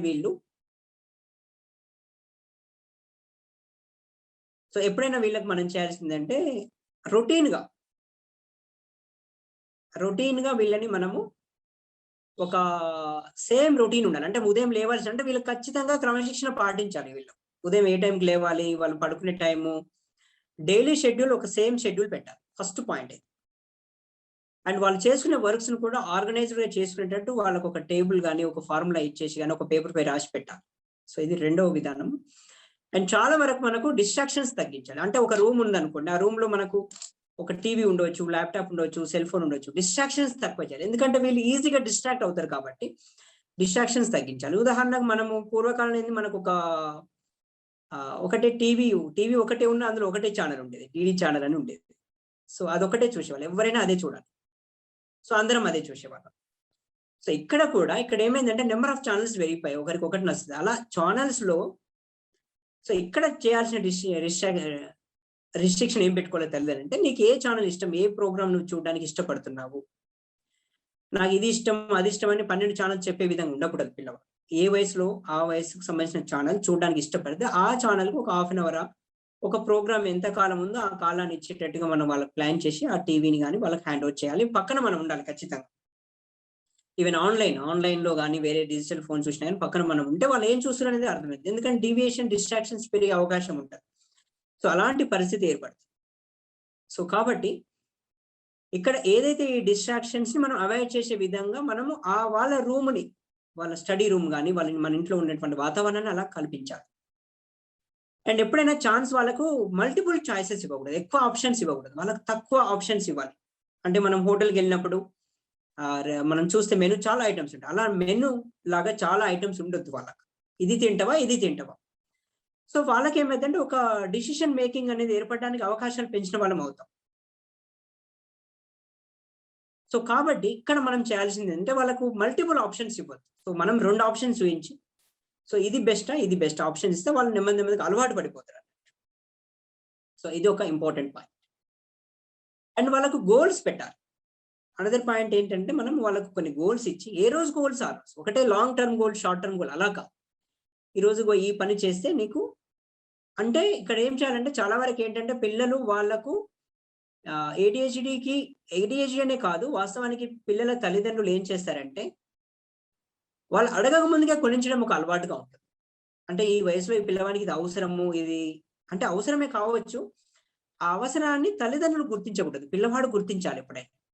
సో ఆ గుర్తించినప్పుడు దానిలో మనకున్నటువంటి ఆర్థిక పరిస్థితిని ఎప్పుడైనా చాలా వరకు తల్లిదండ్రులు ఏం చేస్తారంటే ఎప్పుడైనా కానీ పిల్లల్ని పెంచే విధానంలో తల్లిదండ్రులు చేసే పొరపాటు ఏంటంటే సెక్యూరిటీస్ బాగా లగ్జరీగా రిచ్గా ఇవ్వచ్చు. అంటే వాళ్ళని కాపాడడానికి ఎంత ధనమైనా ఖర్చు పెట్టండి, కానీ లగ్జరీస్కి ఎక్కువ ఖర్చు పెట్టకూడదు అనే విషయం మనం తెలుసుకోవాలి. అంటే వాళ్ళ వయసుకు మించినటువంటి దాన్ని మనం కొన్ని అలవాటు చేస్తే ఖచ్చితంగా వాళ్ళు ఒక వయసు వచ్చినాక అంటే దాదాపు 10th క్లాస్ పిల్లవాడు కూడా స్పోర్ట్స్ బైక్ కావాలని, మనం ఫ్లైట్ ఎక్కి ఎక్కడైనా విదేశాలకు వెళ్ళొద్దామని డిమాండ్స్ పెట్టినటువంటి పిల్లలు వస్తుంటారు, మనకు తల్లిదండ్రులు తీసుకొస్తుంటారు వాళ్ళకు. సో ఇక్కడ ఏంటంటే వాళ్ళు ఆల్రెడీ అయిపోయింది, దాదాపు చిన్నప్పటి నుంచి వాళ్ళు అలా అలవాటు చేశారు. ఒకదాని తర్వాత వాళ్ళు ఇవ్వడం వల్ల తర్వాత నెక్స్ట్ ఇవ్వాల్సింది అదే కదా ఇంకా. సో ఇప్పుడు ఏం చేద్దాం? సో అలాంటి పరిస్థితి రావద్దు. సో కాబట్టి వేరే సోషల్ నార్మ్స్ ఉన్నాయి. సో ఒక చట్టం ఉంది, 18 సంవత్సరాలు 19 ఈ వయసులో ఇది చేయకూడదు, ఈ బైక్ నడపకూడదు అనేది ఉన్నప్పుడు దాని ప్రకారం మనం నడుస్తే సో ఇలాంటి పరిస్థితి రావద్దు. తల్లిదండ్రులు చేసే చిన్న పొరపాట్లు అన్నట్టు. అంటే మన పిల్లవాడికి అయ్యో నా జీవితంలో నేను దీన్ని అనుభవించలేకపోయాను, నా పిల్లవాడు ఎందుకు అనుభవించాలి, అది కాదు కావాల్సింది. ఈ సమయంలో ఈ వయసులో పిల్లవానికి అవసరమా లేదా చూసుకోవాలి. అండ్ మన ఆర్థిక పరిస్థితి, రేపటి రోజు ఏ ఆర్థిక పరిస్థితి ఎలా వస్తుందో మనకు తెలియదు. సో కాబట్టి పిల్లవానికి ఏది కావాలో దాన్ని గుర్తించగలిగే తల్లిదండ్రులని మనం తయారు చేయాలి. సో ఇది అవసరం లేదు నీకు అని చెప్పగలగాలి. సో కాస్ట్ పెరుగుతున్న కొద్దీ వాళ్ళ డిమాండ్స్ కూడా పెరిగినప్పుడు అప్పుడు మళ్ళీ ఒక వయసు వచ్చిన తర్వాత అది మనకు వద్దు అనిపిస్తుంది, కానీ పిల్లవాడు ఇలా తయారైంది అనుకుంటారు. సో అది తయారు చేసిందే తల్లిదండ్రులు అనే విషయం మనం తెలియజేయాలి. సో కాబట్టి ఇది ఒక ఇంపార్టెంట్ విషయం. కాబట్టి వాళ్ళకి ఇచ్చేటువంటి గోల్స్ లో పలానా పని చేసినప్పుడు నీకు ఇది కొనిస్తాను, ఇది చేయగలుగుతాను అని చెప్పగలగాలి. సో వాళ్ళకి ఏంటంటే వాళ్ళ బిహేవియర్ 2 రకాలు ఉన్నాయి. అంటే వాళ్ళ యొక్క యూస్ఫుల్ బిహేవియర్, అంటే మనకి ఏది బిహేవియర్ మనకు మంచిగా అనిపిస్తుందో ఆ బిహేవియర్ ని కొనసాగించేటట్టుగా మనం వాళ్ళకు ఏదైనా ప్రైజ్ కానీ ఏదైనా ఒక టోకెన్ ఏదైనా గిఫ్ట్ కానీ ఇవ్వచ్చు. ఆ గిఫ్ట్ కూడా మన పరిమితిలో ఇవ్వాలి. ఒకవేళ వాళ్ళ అబ్నార్మల్ బిహేవియర్, వాళ్ళు చేసేటువంటి ప్రవర్తన మనకు నచ్చని విధంగా ఉంటే, ఇప్పుడు ADHD మనకు అనేక పద్ధతులు నచ్చట్లేదు. సో ఈ లక్షణాలన్నింటినీ వాళ్ళకు రాసి ఇది నీకు ఉన్నట్టు అనుకుంటున్నారా మీరు, అబ్బాయిని అడగాలి అమ్మాయిని అడగాలి ఇలా ఉన్నట్టు అనుకుంటే ఎస్ నేను ఉన్నాను. సో దాన్ని మార్చడానికి మనం ప్రయత్నం చేయాలి. సో దాన్ని మార్చాలంటే ఏంటంటే ఆ పర్టికులర్ సిచ్యువేషన్ లో అంటే తిట్టడము కొట్టడం, punishment not in the form of ఇట్లా స్కోల్డింగ్ కానీ కొట్టడం అలా కాదు. ఇక్కడ ఏమంటే ఇక్కడ పనిష్మెంట్ ఎలా ఉండాలంటే పదం పనిష్మెంటే, కానీ వాళ్ళకి ఏదైతే పొందితే ఆనందం కలుగుతుందో దాన్ని మనం అవాయిడ్ చేయాలి, దాన్ని తీసేయాలన్నట్టు, దాని నుంచి తీసేయాలి. అప్పుడు వాళ్ళకు దానికోసం వాళ్ళు పని చేయడం ప్రారంభిస్తారు. సో పనిష్మెంట్ 2 రకాలుగా వస్తుంది, అంటే తిట్టడమో కొట్టడమో ఏదైనా ఫైన్ వేయడం అలా కాకుండా వాళ్ళు ఏదైతే దేనివల్ల వాళ్ళ ఆనందాన్ని పొందుతారో దాన్ని మనం తీసేయాలి, ఏది ఇస్తే వాళ్ళు. సో అలా మనం అప్పుడప్పుడు వాళ్ళని పనిష్మెంట్ చేయాల్సి, అంటే ఆ పద్ధతిని రిమూవ్ చేయాలి దాన్ని. సో ఈ విధంగా పిల్లల్ని మనము దీన్ని బిహేవియర్ థెరపీ అంటాం. సో స్పెషల్గా బిహేవియర్ థెరపీ, పిల్లల్లో బిహేవియర్ థెరపీ అనేది వాళ్ళకు మనం అప్లై చేయగలుగుతాం. సో ఈ విధంగా తిట్టకుండా వాళ్ళ మీద అరవకుండా, అంటే ప్రతిసారి అరవకూడదు. ఎప్పుడైనా కానీ పిల్లల మీద అరిచినప్పుడు వాళ్ళు మొండి వాళ్ళగా తయారవుతారు, అంటే సాఫ్ట్ గా చెప్పగలగాలి. అందుకే చెప్తున్నాను, మనం టైం కావాలి, ఎనర్జీ కావాలి, పేషెన్స్ ఓపిక కావాలి పిల్లలు పెంచాలంటే. అంటే ఈ కాలంలో పిల్లలు ఎందుకు మరి ఎంత ఎక్కువగా అవుతున్నారంటే, ఒకటి ఫస్ట్ మనం టెక్నాలజీ అని చెప్పుకోవచ్చు. సో మోస్ట్ 1 2 3 అవర్స్ మనం వాళ్ళకు ఫోన్ కంటిన్యూస్ గా చూస్తున్నా కానీ, గేమ్స్ కంటిన్యూస్ గా ఆడుతున్నా కానీ, అంటే దాని ఎఫెక్ట్ అది అలా ఉంది. దాన్ని సైంటిఫిక్ గా మనకు ఎవరు చెప్పరు, కానీ ఒక 2 3 అవర్స్ మోర్ దెన్ చూసిరంటే ఆ కళ్ళకు కూడా అలసట ఏర్పడుతుంది, ఆ బ్రెయిన్ లో కూడా చాలా చేంజెస్ జరుగుతున్నాయి. అవన్నీ కనపడే విధంగా ఉండవు, చెప్పే విధంగా ఉండవు అవి. అంటే మనం ఎక్కువ శాతం మనము పచ్చని చెట్లు గ్రీన్ ఉండేటట్టుగా న్యాచురల్ గా ఉండే వాటికి ప్రిఫరెన్స్ ఇచ్చే విధంగా మనం పిల్లల్ని తయారు చేసుకోవాలి. సరే, అంత టెక్నాలజీ డెవలప్ అయింది కాబట్టి ఒక 1 అవర్, ఒక 1.5 అవర్ వాళ్ళకి ఏమైనా నేర్చుకోవడానికి ఎక్స్ట్రా ఉండేటువంటి మనం ఇవ్వాలి. సో ఏమన్నా వాళ్ళకు కూడా కొంత నాలెడ్జ్ గెయిన్ అవుతుంది. సో అంతేకాని అంతకు మించి మనం ప్రయత్నం చేయకూడదు. నేనంటే ఒక 45 మినిట్స్ స్క్రీన్ టైం ఇవ్వచ్చు, అంటే ఎక్స్ట్రా కరిక్యులర్ కింద, నాట్ రెగ్యులర్. సో రేపు ఒకవేళ ఆఫ్లైన్ అనేది బెస్ట్, క్లాసెస్ డైరెక్ట్ వినడం వేరు, ఆన్లైన్ వినడం వేరు. అలాంటి పరిస్థితి వస్తే ఒక 45 మినిట్స్ మినిమం టైం వాళ్ళకి కేటాయించి, వాళ్ళు ఒక రోజులో కాదు, వారంలో 5 రోజులు అలా కేటాయిస్తే నష్టం ఏం లేదు. కానీ తల్లిదండ్రుల అబ్జర్వేషన్ కూడా తప్పనిసరి ఉండాలి. ఇక అనదర్ పాయింట్ ఏంటంటే, వీళ్ళు ఏంటంటే హైపర్ యాక్టివ్ గా ఉంటారు కదా, వీళ్ళు ఎక్కువ ఎనర్జీ ఉంటుంది కదా, వీళ్ళు కొంచెం బాగా అలసిపోయే ఆటలను ఆడిపించాలి. వీళ్ళు స్పోర్ట్స్ బయట తీసుకుపోయి తల్లిదండ్రులే కానీ ఆ ఫ్రెండ్స్ తో ఆడుతున్నప్పుడు పక్కకుండి వాళ్ళు బాగా అలసిపోయేటువంటి ఆటలు వినిపించడం ఒకటి చేస్తే వాళ్ళు ఏంటంటే వాళ్ళు త్వరగా నిద్రపోవడానికి అవకాశం పెరుగుతుంది. కేవలం చిల్లర పనులు, ఇంట్లో సోఫా ఎక్కడము, దునకడము, ఎగరడం ఇలా కాదు. ఫిజికల్ గా ఒక సిస్టమేటిక్ గా ఆల్ మజిల్స్ యాక్టివ్ అయ్యేటట్టుగా ఆడిపించడం అనే ఒక ఆటలు ఆడాలి. బయటికి అవుట్డోర్ గేమ్స్ ఆడిపించాలి. సో దీనివల్ల వాళ్ళ కొంత హైపర్ యాక్టివ్ బాగా త్వరగా నిద్రపోయే అవకాశాలు పెరుగుతాయి. లేదా ఫిజికల్ ఎక్సర్సైజ్, సూర్య నమస్కారం ఇలా చేయించడం కూడా వాళ్ళు అలసిపోతారు. ఈవినింగ్ టైంలో ఎక్కువ, మార్నింగ్ టైంలో కాదు. మార్నింగ్ టైంలో ఎలా కాన్సన్ట్రేషన్ తో చదివించే విధంగా ఈవినింగ్ టైంలో బాగా ఆడిపిస్తే తొందరగా 7 గంటలకు అట్లా మనం డిన్నర్ తినిపించేసినట్లయితే వాళ్ళు త్వరగా నిద్రపోతారు, ఇబ్బంది ఉండదు. అండ్ చాలా వరకు ఏంటంటే తల్లిదండ్రులు కూడా ఎక్కువ లేట్ గా నిద్రపోయారనుకో, వాళ్ళు కూడా లేట్ గా నిద్రపోతారు. ADHD ఉన్నటువంటి పిల్లల తల్లిదండ్రులు ఖచ్చితంగా వాళ్ళు కూడా చాలా క్రమశిక్షణ పడాలి. వాళ్ళు తొందరగా పడుకుంటే అందరు లైట్స్ ఆఫ్ చేసారు కదా, వాళ్ళు లైట్స్ ఆఫ్ చేసి వాళ్ళు కూడా పడుకునే ప్రయత్నం చేస్తారు. సో ఇది ఖచ్చితంగా పాటించాల్సిన. అందుకని నేను చెప్తాను, తల్లిదండ్రుల్లోనే ఎక్కువ మార్పు తీసుకొస్తే పిల్లల్లో కూడా మార్పు వస్తుంది. తల్లిదండ్రులు క్రమశిక్షణ వస్తే వీళ్ళలో మార్పు వస్తుంది. సో మీరు పడుకోండి, నేను టీవీ చూస్తాను. సో పిల్లలు కూడా ప్రశ్నిస్తారు, మీరు ఎందుకు టీవీ చూస్తున్నారు, నాకు వద్దని చెప్పారు కదా. సో అక్కడ రోల్ మోడల్ లా ఉండాలి. సో కాబట్టి ఖచ్చితంగా తల్లిదండ్రులు కూడా మళ్ళీ పాటించాల్సి వస్తుంది. సో ఇవన్నీ బిహేవియర్ సంబంధించినటువంటి మనం చెప్పేటువంటి టిప్స్. అండ్ కాకపోతే లాస్ట్ ఏంటంటే ఫుడ్ అనేది కూడా ఏంటంటే చాలా వరకు ఏంటి ADHD పలానా రకాల ఆహార పదార్థాలు తీసుకుంటే పిల్లలు బాగా హైపర్ యాక్టివ్ గా ఉన్నారని చెప్పడం జరుగుతుంది. సో అలాంటి ఫుడ్స్ అంటూ ప్రత్యేకంగా ఏముండదు. అంటే నేను చెప్పే సూత్రం ఏంటంటే, ఒకవేళ పలానా ఆహార పదార్థం తీసుకుంటే మీ పిల్లవాడు హైపర్ యాక్టివ్ గా ఉన్నట్లయితే ఆ ఆహార పదార్థాన్ని కట్ చేయండి, తగ్గించండి. చాలా వరకు ఏంటంటే షుగర్ బాగా ఉన్నటువంటివి ఆహార పదార్థాలు, అదే విధంగా గ్లూటెన్ ఉన్నటువంటి ఆహార పదార్థాలు అంటారు సాధారణంగా బాగా ఉంటాయి. అదే విధంగా మనకి ఎక్కువగా మిల్క్, కెసిన్ అలాంటి పదార్థాలు కొన్ని చెప్తుంటారు, బట్ నేను ఎగ్జాక్ట్లీ చెప్పను. ఒకవేళ మీ పిల్లవాడు మాంసం ఎక్కువ తిని బాగా హైపర్ యాక్టివ్ గా ఉన్నాడు అనుకుంటే మాంసం తగ్గించండి. ఫలానా స్వీట్స్ ఎక్కువ తింటే, చాక్లెట్స్ ఎక్కువ తింటే హైపర్ యాక్టివ్ గా ఉన్నాడని అనిపిస్తే చాక్లెట్స్ తగ్గించండి. So most of the time ఏంటంటే న్యాచురల్ గా, అంటే సహజంగా ఇంట్లో తయారు చేసేటువంటి పదార్థాలకు ప్రిఫరెన్స్ ఇస్తే, సాధారణంగా బయట మార్కెట్ లో ఉండేటువంటి పదార్థాలు ఎక్కువ ప్రిజర్వేటివ్స్, అడిటివ్స్ ఎక్కువగా ఉంటాయి. ఎక్కువ శాతం మనకు ఇది పలానా కారణం అని చెప్పరు కాబట్టి మనం దేన్ని బ్లేమ్ చేసేటట్టు ఉంటుంది. నేను అందుకే దేన్ని మనం బ్లేమ్ చేయదు. ఫస్ట్ మనం ఏంటంటే, మనము సహజంగా ఒక 50 years బ్యాక్ మన దేశంలో ADHD పిల్లలు లేరు, ఆటిజం పిల్లలు లేరు. అప్పుడు మనం మన శరీరానికి ఏమి ఇస్తాం, ఏ ఆహారాన్ని ఇస్తున్నామో అదే ఆహారాన్ని ఇచ్చుకుంటే సమస్యలు ఉండకపోవచ్చు అనే కోణంలో నేచురల్ ఫుడ్ ప్రిఫరెన్స్ ఇవ్వండి. ఇంట్లో తయారు చేసిన వంటలు, ఇంట్లో అంటే కెమికల్స్ కలుపుకుంటూ కాదు, మన ఇంట్లో సహజంగా వెనకట ఒక 40 years 30 years 1970s 60s లో ఎలా తిన్నాము అలాంటి ఆహార పదార్థాలు తినే ప్రయత్నం చేస్తే ఆ పిల్లలకు ఈ యొక్క హైపర్ యాక్టివిటీ రాకపోవచ్చు.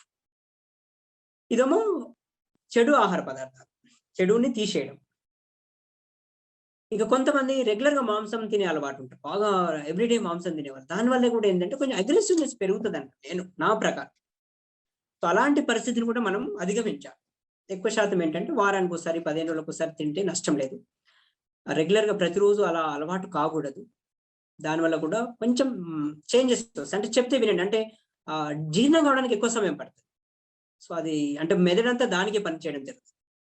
సో కాబట్టి సింపుల్ డైట్ ఉండాలి. అంటే మనం తినగానే జీర్ణం కావాలి, మెదడు కూడా చాలా షార్ప్ గా పనిచేయాలంటే soft diet and simple diet తినాలి.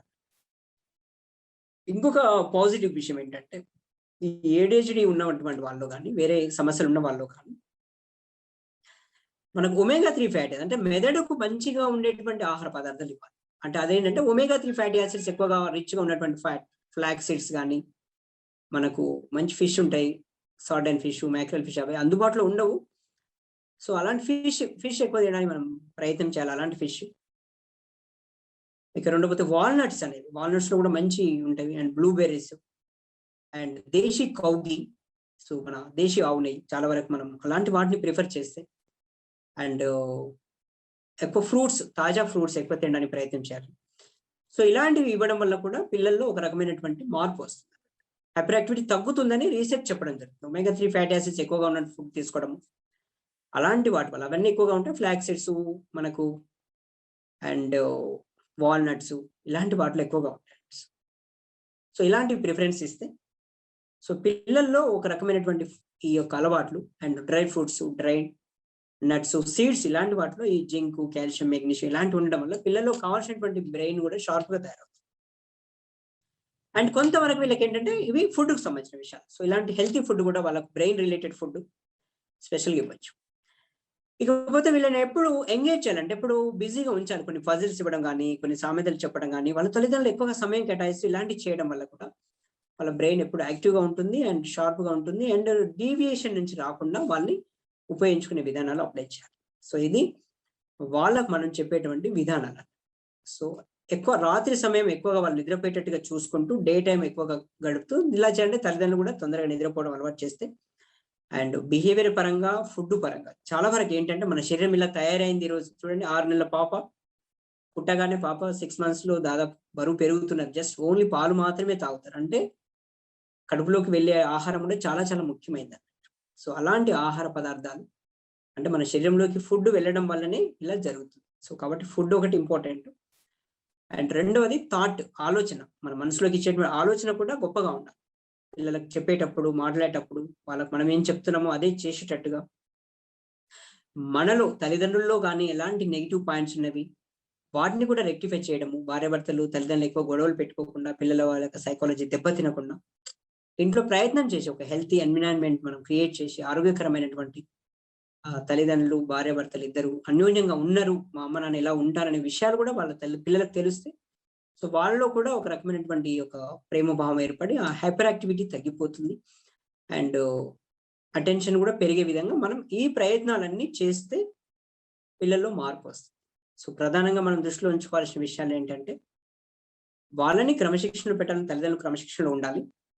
అండ్ వాళ్ళు ఏ పాయింట్ వాళ్ళు ఇప్పుడు నేను చెప్పినటువంటి పద్ధతి లక్షణాల్లో ఎక్కడ తేడా వస్తుంది, వాళ్ళని ఏ విధంగా మార్చుకోవడానికి బిహేవియర్ థెరపీ ఎలా ఉపయోగపడుతుంది, ఏది చేస్తే మారుతారు, ఎక్స్పర్ట్స్ ఒపీనియన్ తీసుకోవడం. సైకాలజిస్ట్లో మీరు అన్ని ఇంకా కొంచెం బాగా అనాలిసిస్ చేయండి బిహేవియర్ థెరపీ గురించి. వాళ్ళకు తల్లిదండ్రులకు ఆ సూచనలు చేసినట్లయితే ఒక్కొక్కరికి ఒక థీరీ ఉంటుంది. ఇక్కడ ప్రతి తల్లిదండ్రులకు ఒకటే థీరీ ఉండదు. వాళ్ళ ఇంట్లో ఉన్నటువంటి విధానాలు ఉంటాయి, వాళ్ళకు మనం అప్లై చేయాలి. సో ఖచ్చితంగా వాళ్ళు ఇద్దరు బిజీ ఉంటే కొంత సమయం కేటాయించేటట్టుగా చేసే ప్రయత్నం చేయాలి. సో ఇక్కడ మనకు ఒక క్వశ్చన్ ఏం అడిగారంటే అడోలసెన్స్ లో ADHD ఉంటుందా అనేది ఒక క్వశ్చన్ అడిగారు, మెసేజ్ చేశారు. సో బేసికల్లీ మనం 7 years నుంచి డయాగ్నోస్ స్టార్ట్ అవుతుంది. సో అప్ టు అడోలసెన్స్ లో కూడా ఉంటుంది ఇది దాదాపు 14 years. అంటే దాదాపు ఏమైందంటే 12 years వరకు చాలా మంది పిల్లల్లో 10 to 12 years ఒక 3-4 years బాగా సతాయిస్తారు. ఒక 10 years తర్వాత మనం ఇచ్చేటువంటి విధానాల ద్వారా వాళ్ళని మాడిఫై చేస్తాం. Most of the children hyper active ఏదైతే ఉందని అనుకుంటున్నామో వాళ్ళు మారిపోతారు, నార్మల్కి వచ్చేస్తారు. ఒక 1/3 పాపులేషన్ మనకి ఏదైతే ADHD తయారై ఒక 100లో 10 మందికి ADHD వస్తుంది అనుకుంటే ఒక 3 మాత్రం ఏమైందంటే అడోలసెన్స్ లో కూడా బాగా సతాయించడం జరుగుతుంది పిల్లలు. అడోలసెన్స్ అయిపోయిన తర్వాత ఏమైందంటే అప్పుడు కంప్లీట్ బ్రెయిన్ డెవలప్ అయింది. దాదాపు బ్రెయిన్ డెవలప్ అయిందంటే మనం 5 years బ్రెయిన్ డెవలప్ అయింది అనుకుంటున్నాం కదా. 5 years దాదాపు 90% బ్రెయిన్ డెవలప్ అయింది, 95. ఇక మిగిలిన 5 to 10% బ్రెయిన్ డెవలప్ అని మినిమం మళ్ళీ 18 years టైం పడుతుంది. ఆ 16-17 years టీనేజ్ మొత్తం అయిపోయిన తర్వాత 100% బ్రెయిన్ డెవలప్. అంటే ఫ్రంట్ బ్రెయిన్ ఎప్పుడైనా కానీ మనల్ని కంట్రోల్ చేస్తారు. సో ఈ అడోలసెన్స్ లో కంట్రోలింగ్ పవర్ ఉండదండి. సో కాబట్టి మళ్ళీ ఎవరు కంట్రోల్ చేస్తారంటే మన టీచర్స్, మన తల్లిదండ్రులే కంట్రోల్ చేయాలి, పేరెంట్స్. సో కాబట్టి 18 years వరకు కంట్రోల్ ఎప్పుడైతే వస్తుందో వాళ్ళందరూ వాళ్ళే తెలుసుకుంటారు. దాదాపు 10 to 12 years లో అర్థమైపోద్ది వాళ్ళకు. 9th class 10th class లోనే మారిపోతారు. అలా మారకుండా ఉంటే అడోలసెన్స్. ఇంకా అడల్ట్ ADHD కూడా ఉంటుంది, పెద్దవాళ్ళలో కూడా దాదాపు. సో వాళ్ళలో కూడా ఉంటుంది. సో కాకపోతే వాళ్ళు మేనేజ్ చేసుకోగలుగుతారు, వాళ్ళకి అర్థం చాలా తక్కువ కేసెస్ ఉంటాయి. సో అప్పుడప్పుడు మనకు కనిపిస్తుంటారు. సో దాన్ని కూడా మనం దృష్టిలో ఉంచుకోవాలి. సో అంటే ఆ ADHD అనేది చిన్నపిల్లల్లోనే వస్తుంది, అంటే దాదాపు 6 చిన్నపిల్లలు ఉంటది, 6 years వరకు ఉంటది, కానీ మనం డయాగ్నోస్ చేసే ట్రీట్మెంట్ మెడిసిన్ అనేది చేయలేం. బట్ చిన్న సైకలాజికల్ టిప్స్ తోటి వాళ్ళు మాడిఫై చేసుకోవచ్చు, మేనేజ్ చేసుకోవచ్చు. 7 years నుంచి క్లినికల్ గా మనం ADHD డయాగ్నోస్ చేసుకుంటాము. అప్ టు 12 years వరకు వాళ్ళకు మనం ఇచ్చే మెథడ్సే కానీ, సైకలాజికల్ ట్రీట్మెంటే కానీ, ఇంట్లో చెప్పడమే కానీ, రకరకాల పద్ధతుల ద్వారా వాళ్ళు మారిపోతారు. ఇక టీనేజ్ వచ్చింది, అడోలసెన్స్ లో కూడా ఉంటారు పిల్లలు, ఇంటర్మీడియట్ పిల్లలు, డిగ్రీ చేసేటప్పుడు ADHD ఉంటుంది. సో కానీ తక్కువ. ఇంకా పెద్ద ఎంప్లాయ్మెంట్ జాబ్ చేసే వాళ్ళలో కూడా ADHD ఉంటుంది. సో అలాంటి వాళ్ళకి ఏంటంటే, సో ఒకవేళ నిజంగా ఇబ్బంది అయితే ఇవన్నీ ఎప్పుడంటే, ఈ డయాగ్నోస్ చేయాలంటే ఊరికనే లక్షణాలు ఉన్నంత మాత్రం కాదు, వాళ్ళు అకాడమిక్ గా కూడా పర్ఫార్మెన్స్ తగ్గిపోవాలి. అకాడమిక్ పర్ఫార్మెన్స్ తగ్గాలి, లేదా ఒకవేళ ఆక్యుపేషన్ ఏదైనా జాబ్ చేస్తే అక్కడ పర్ఫార్మెన్స్ తగ్గి ఉండాలి. అండ్ సోషల్ గా కూడా డిస్టర్బెన్స్ ఉండాలంటే వాళ్ళకి. మరి సోషల్ డిస్టర్బెన్స్ అంటే వాళ్ళ సోషల్ స్కిల్స్ లో అండ్ అకాడమిక్ స్కిల్స్ లో వాళ్ళు తగ్గిపోవాలి. వాళ్ళ యొక్క పర్ఫార్మెన్స్ తగ్గి ఉన్నట్లయితేనే అప్పుడు మనం ADHD డయాగ్నోస్ చేయాలి. ఇవన్నీ మంచిగానే ఉండి పిల్లవాడు అప్పుడప్పుడు యాక్టివ్ ఉంటే వాళ్ళు యాక్టివ్గా ఉండొచ్చు అని అనుకోవచ్చు. సో డయాగ్నోస్ చేయాలంటే అకాడమిక్ పర్ఫార్మెన్స్ తగ్గిపోవాలి, లేదా సోషల్ స్కిల్స్ తగ్గిపోవాలి, వేరే వాళ్ళు కూడా ఇబ్బంది పడాలి అన్నట్టు. దీని వల్ల తల్లిదండ్రులు ఇబ్బంది పడాలి, బయట వాళ్ళు ఇబ్బంది పడాలి. సో ఇక్కడ 3 సిచ్యువేషన్స్ ఉంటాయి. ADHD డయాగ్నోస్ అంటే 3 సిచ్యువేషన్ లో 3 రకాలుగా ఉంటారు. ఒక్కోసారి అయ్యో మా ఇంట్లో పిల్లవాడు చాలా జాగ్రత్తగా ఉంటాడు, అసలు ఏ మాత్రం అల్లరి చేయడండి, బయటికి వెళ్ళినప్పుడు ఇలా చేస్తారంట. సో ఇది ఒకటి ఉంటుంది. లేకపోతే స్కూల్లో అల్లరి చేస్తాడంట, లేదా స్కూల్లో అల్లరి చేస్తారు కేవలం ఇంట్లోనే చేస్తారంట. ఇలా 3 సిచ్యువేషన్స్ ఏంటంటే, ఒకటేమో హోమ్, ఇంట్లో ఉండే విధానము, రెండోది స్కూల్స్, పిల్లలు స్కూల్కి వెళ్ళినప్పుడు చేసే అల్లరి, అక్కడ ఒక స్కూల్ సీట్ లో కూర్చొని అడ్డు పోతారు, వేరే పిల్లల్ని తిట్టడం చేస్తుంటారు, వేరే పిల్లల్ని డిస్టర్బ్ చేస్తుంటారు, అలా చేస్తారు. ఇక మూడోది ఫ్రెండ్స్ తో ఉన్నాం. సో ఇలా 3 సందర్భాలు మనం ADHDని గమనించవచ్చు. ఒక్కొక్క చోట ఒక తీరు ఉంటుంది, ఒక్కొక్క దానికి ఒక ట్రీట్మెంట్ ఉంటుంది, అందుకనే స్పెషల్ ట్రీట్మెంట్. సో ఇక్కడ ఏంటంటే ADHD అనేది ఎప్పుడైనా మనం గుర్తించాల్సింది ఏంటంటే, ఓన్లీ కేవలం ఇప్పుడు నేను చెప్పిన సిమ్టమ్స్ బాగా మొండిగా ప్రవర్తిస్తే మళ్ళీ ADHDని పెట్టకూడదు. అంటే వివిధ సైకాట్రీ డిజార్డర్స్ కూడా చూసుకోవాలి. ఆటిజం ఉందా చూసుకోవాలి, అపోజిషన్ మొండిగా ప్రవర్తించే వాళ్ళు ఉంటారు, బాగా అగ్రెసివ్ గా ఉంటారు, కొట్టడము, తిట్టడము, గోడ గుద్దుకోవడం, అలాంటి లక్షణాలు ఉంటే మళ్ళీ డయాగ్నోసిస్ మారుతుంది. సో అలాంటి లక్షణాలు కూడా ఉండకూడదండి. వేరే తెలివి తక్కువ కూడా ఉండకూడదు, అంటే సబ్నార్మల్ గా, అంటే MR అంటే మెంటల్ రిటార్డేషన్ ఉండకూడదు, ఆటిజం ఉండకూడదు. అదే విధంగా ఎలాంటి అబ్నార్మల్ బిహేవియర్, అపోజిషనల్ డిఫియెంట్ డిజార్డర్ అంటాం, అలాంటి లక్షణాలు ఉండకూడదు. మొండితనం అంటే పెద్దని ఎదిరించడం, అలాంటివి కాకూడదు. ఇలాంటి లక్షణాలు లేకుండా ఉంటేనే ఇట్స్ ఎ ప్యూర్ ADHD కింద చెప్తాం. ఆ లక్షణాలు ఉంటే అందులో హైపర్ యాక్టివ్ సిమ్టమ్స్ ఉంటే అది డిఫరెంట్ డయాగ్నోసిస్, అయితే ట్రీట్మెంట్ మారుతుంది. కానీ కేవలం ADHD డయాగ్నోస్ చేయాలంటే కేవలం ఈ సిమ్టమ్సే ఉండాలి. తెలివైన వాడుగానే ఉంటాడు, పనులు చేస్తుంటాడు, మార్క్స్ బాగా వస్తుంటాయి, కానీ బాగా ఇతరులను డిస్టర్బ్ చేస్తారు, ఇలా ఉంటుంది. అకాడమిక్ పర్ఫార్మెన్స్ ప్రకారం అటెన్షన్ లేకపోవడం కానీ అలా ఉంటుంది. మరి తెలివి ఎలా ఉంటుంది, ఏకాగ్రత లేదు, తెలివి ఎలా ఉంటుంది అంటే కొంచెం కేర్లెస్ మిస్టేక్, అంతే తేడా. సో కొంచెం కాన్సన్ట్రేట్ చేయాలి, దాన్ని మనం పెంచాలి, దానికి కొన్ని విధానాలు మనం అప్లై చేయాలి. సో కొంచెం మెడిటేషన్ చేయించడము, రిలాక్సేషన్ ఎక్సర్సైజ్ చేయించడము, డీప్ బ్రీతింగ్ ఎక్సర్సైజ్ చేయించడం, ఇలాంటివి చేయిస్తుంటే వాళ్ళ ఏకాగ్రత పెరుగుతుంది. సో క్రమశిక్షణగా వాళ్ళకు హెల్తీ ఫ్రూట్ జ్యూసెస్ ఇవ్వడము, లీఫ్ జ్యూసెస్ ఇవ్వడము, ఇలాంటివి చేస్తుంటే వాళ్ళని మనం చేసుకోవచ్చు. సో ఇది ప్రధానంగా మనం చెప్పుకున్నటువంటి విషయాలు. ఇక ఒకవేళ ఈ పరిస్థితులన్నీ చేసినాం సార్, మేము ఇంట్లో చాలా చెప్పాము, కొట్టాము, తిట్టాము, అది చేసినాము, పెద్దవాళ్ళతో చెప్పించాము, పేరెంట్స్ కౌన్సిలింగ్ చేయించాము, అప్పుడు సైకాలజిస్ట్ మీరు చేయాలి ఏంటంటే, ఇఫ్ యు నాట్ ఇవన్నీ మెథడ్స్ అప్లై చేసిన కంట్రోల్ కాకుండా ఉంటే, నిజంగా ఏ తల్లిదండ్రులు ఇబ్బందిని భరిస్తూ ఉండరు, వేరే వాళ్ళు కూడా ఇబ్బంది, అటువంటప్పుడు you have to refer this case to psychiatrist. Psychiatrist ఏం చేస్తారంటే, సైకాట్రిస్ట్ దగ్గర కూడా సైకాలజిస్టులు ఉంటారు కౌన్సిలింగ్ చేయడానికి. ఇక్కడ ఏంటంటే డాక్టర్స్, ఎప్పుడు సైకాట్రిస్ట్ డాక్టర్ ఏంటంటే మెడిసిన్ రాస్తాడు. ఇక ఇవన్నీ మెథడ్స్ అప్లై చేయలేదు కాబట్టి అతను ఏం చేస్తాడు, మెడిసిన్ రాస్తాడు. ఏంటంటే ఆ మెడిసిన్ మెయిన్గా స్టిమ్యులెంట్స్ ఉంటాయి. సో మిథైల్ఫెనిడేట్ అని, అటెంట్రాల్ అని, ఇట్లా టాబ్లెట్స్ ఉంటాయి. ఇవన్నీ స్టిమ్యులెంట్స్ అని. అంటే ఈ మెడిసిన్స్ ఇస్తే రెస్పాన్స్ వస్తుంది. ఫస్ట్ మీకేం చెప్తున్నా అంటే, నిజంగా మరి ఇలాంటి జబ్బు ఉంటే మోర్ దెన్ 7 years ఉంటే మెడిసిన్ స్టార్ట్ చేస్తాం మేము. 6 years దాటినాక, 7 years దాటినాక మెడిసిన్ స్టార్ట్ చేస్తాము. తక్కువ ఉంటే డయాగ్నోసిస్ చేయకూడదు కాబట్టి సోషల్ సైకలాజికల్ మెథడ్స్ అప్లై చేయమంటాము, ఫుడ్ రిస్ట్రిక్షన్స్ పెడతాము, ఇంట్లో విధానాలు అప్లై చేస్తే సక్సెస్ కాకుంటే ఒక సైకాట్రిస్ట్ డాక్టర్గా ఏం చేయాలంటే ఇక మెడిసిన్ అనేది అప్లై చేయాలి. ఇక్కడ మీరు తెలుసుకోవాల్సిందంటే, సైకాట్రిస్ట్ మీరు కేసు రెఫర్ చేస్తారు అంటే మీ నుంచి కాలేదు, సైకాలజికల్ ఇంటర్వెన్షన్స్ అన్ని పెట్టినా మీకు రెస్పాండ్ రావట్లేదు అన్నప్పుడు 2 విధానాలు ఉంటాయి. ఎప్పుడైనా కానీ medicine plus psychological interventions, pharmacotherapy plus psychotherapy. Only psychotherapy apply చాలా మంది తల్లిదండ్రులు యాక్సెప్ట్ చేయరు మెడిసిన్ కోసం. సో మరి ఇంట్లో మీరు అప్లై చేయండి. అప్లై చేస్తే సక్సెస్ కాకుండా సైకాట్రిస్ట్ ఇచ్చే మెడిసిన్ ఏంటంటే డెఫినెట్ గా ADHD తగ్గిపోతుంది, అటెన్షన్ పెరుగుతుంది, ఏకాగ్రత పెరుగుతుంది. ఏకాగ్రత పెరిగిందంటే హైపర్ యాక్టివిటీ తగ్గిపోతుంది, ఎందుకంటే ఇంపల్సివిటీ తగ్గిపోతుంది కదా, ఇలా చేయాలి ఇలా ఉండాలనేది అర్థమైపోయింది కదా. సో కాబట్టి ఒకవేళ హైపర్ యాక్టివిటీ తగ్గింది అనుకోండి, ఏకాగ్రత పెరుగుతుంది. So definitely there is treatment, అది 100% పనిచేస్తుంది. ఇది మాత్రం మనం నమ్మాలి. ఒక సైకాలజిస్ట్ గా మీరు అన్ని నమ్మాలి, అన్ని తెలిసి ఉండాలి మీకు. సో మెడిసిన్ ఇస్తే డెఫినెట్ గా తగ్గుతుంది. అయితే తల్లిదండ్రుల మీదకి వదిలిపెట్టాలి, వాళ్ళు మెడిసిన్ వాడతారా వాడరు.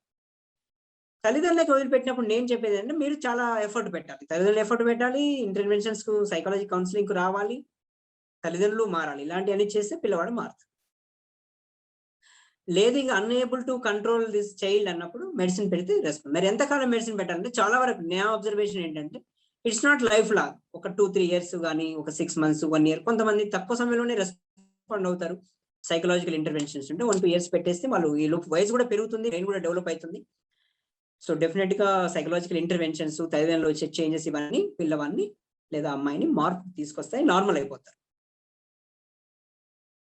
సో దీనివల్ల సైడ్ ఎఫెక్ట్స్ ఏమైనా ఉంటాయి మెడిసిన్ వల్ల అంటే, మెడిసిన్ వల్ల పూర్తి స్థాయిలో పిల్లవాని యొక్క సైడ్ ఎఫెక్ట్స్ ఏమి రావు. అబ్నార్మల్ వచ్చి ఇంకో కొత్త మానసిక జబ్బు ఏమైనా వస్తుంది. చాలా వరకు ఏంటంటే మానసిక డాక్టర్ కాడికి వెళ్తే అతను ఇచ్చే మెడిసిన్స్ వల్ల కొత్త జబ్బులు వస్తాయి, కొత్త మానసిక జబ్బులు వస్తాయి అని ఒక అనుమానం, ఒక అపోహ ఉంటుంది. డెఫినెట్ గా 100% ఎలాంటి కొత్త మానసిక జబ్బులు రావు. కాకపోతే ఆకలి తగ్గడం అనేది ఒకటి జరుగుతుంది. మామూలుగా ఇచ్చేటువంటి స్టిమ్యులెంట్స్ వల్ల ఆకలి ఒకటి తగ్గుతుంది. ఒక సిమ్టమ్ మాత్రం కనిపిస్తుంది, పిల్లవాడు చాలా లావుగున్న పిల్లలు సన్నగా అయిపోతారంటని. సో అందుకే నేను వాళ్ళకి ఏం చెప్పాను అంటే, ఫస్ట్ మెడిసిన్ పెట్టండి, తొందరగా రెస్పాన్స్ తీసుకొచ్చుకోండి, ఇతర ఇంటర్వెన్షన్స్ వాడుకోండి, అబ్బాయిని లేదా అమ్మాయిని త్వరగా నార్మల్ చేసుకోండి. సో ఒకవేళ మీ నుంచి కావట్లేదు, సైకాలజిస్ట్ కావట్లేదు, తల్లి నుంచి కావట్లేదు అంటే మెడిసిన్ పెట్టాలి. మెడిసిన్ పెట్టిన తర్వాత చాలా ఎఫర్ట్స్ పెడితే తల్లిదండ్రులు సో సక్సెస్ఫుల్ గా 6 months to 1 year లో ఆ అబ్బాయిని లేదా అమ్మాయిని నార్మల్కి తీసుకురావచ్చు. సో ఇది ADHDకి సంబంధించినటువంటి ఇంటర్వెన్షన్. ఒకవేళ నిజంగా పెద్దవాళ్ళు కూడా ఒకవేళ నిజంగా ADHD ఉంటే వాళ్ళకి తప్పనిసరిగా మెడిసిన్ పెట్టవచ్చు, వాళ్ళకు కూడా సైకోథెరపీ చేయొచ్చు, వాళ్ళని కూడా మార్చుకోవచ్చు. సో ఇది ADHDకి సంబంధించినటువంటి లక్షణాలు and treatment, psychological interventions and food, nutrition కూడా చాలా important point. And medicine psychiatrist ఏం మెడిసిన్ రాస్తాడు, ఎంతకాలం వాడచ్చు, తక్కువ కాలంలో కూడా నయం చేసుకోవచ్చు. సో మెడిసిన్ అనేది అడిక్షన్ అవుతుందా అనే క్వశ్చన్ ఆన్సర్ ఏంటంటే it's stimulant. Most of the medicines ఏంటంటే దీనిని అడిక్టివ్ గా చెప్పరు అన్నట్టు, అడిక్ట్ కారు. కాకపోతే ఏంటంటే మనం చాలా తక్కువ సమయంలో అంటే ఎక్కువ కాలం వినియోగించకుండా, నేను కూడా ఇచ్చే సలహా ఏంటంటే న్యాచురల్ గానే మనం తగ్గించుకునే ప్రయత్నం చేయాలి. పిల్లలకు ఎవరైనా చిన్న పిల్లలకు మనం మెడిసిన్ అలవాటు చేయాల్సిన పరిస్థితిని తీసుకురావద్దు. దీనికి 2 reasons. మనము భవిష్యత్తులో వచ్చేటువంటి జనరేషన్ ని పుట్టించే వాళ్ళం కాబట్టి చెప్పాల్సిన బాధ్యత మనకుంది కాబట్టి మంచి ఫుడ్ తినమని చెప్తున్నాను. మంచి ఎన్విరాన్మెంటల్ పొల్యూషన్ లేని విషరహితమైన ఆహారం తినే ప్రయత్నం చేయాలి. ఒక మెడిసిన్ మనం అలవాటు చేయడం అనేది జరిగితే ఇందులో ఉన్నటువంటి కొన్ని మెడిసిన్స్ లో ఇప్పుడు ప్రజెంట్ ఉండేటువంటి మెడిసిన్స్ అయితే అడిక్టివ్ నేచర్ చాలా చాలా తక్కువగా ఉంది, వెంటనే స్టాప్ చేసుకోవచ్చు. సో కాబట్టి ఇచ్చేటువంటి మెడిసిన్స్ ఏంటంటే పిల్లవాడు అడిక్టివ్ నేచర్ ఉండేటువంటి మెడిసిన్స్ ఇప్పుడు ఈ కాలంలో తగ్గిపోతున్నాయి. నెమ్మదిగా కాలం గడుస్తున్నప్పుడు అలాంటి పరిస్థితులు తగ్గిపోతున్నాయి. ఎనీహౌ మనం ఒక 6 months to 1 year, ఏదో 6 నెలలు 3 నెలలు పెడితే అడిక్టివ్ కార్ అనేది గుర్తుంచుకోవాలి. అండ్ కొన్నిసార్లు ఏమైందంటే బాగా అలర్ట్ గా ఉంటున్నారు కదా అనే కోణంలో అడిక్ట్ అయ్యే అవకాశాలు పెరుగుతాయి.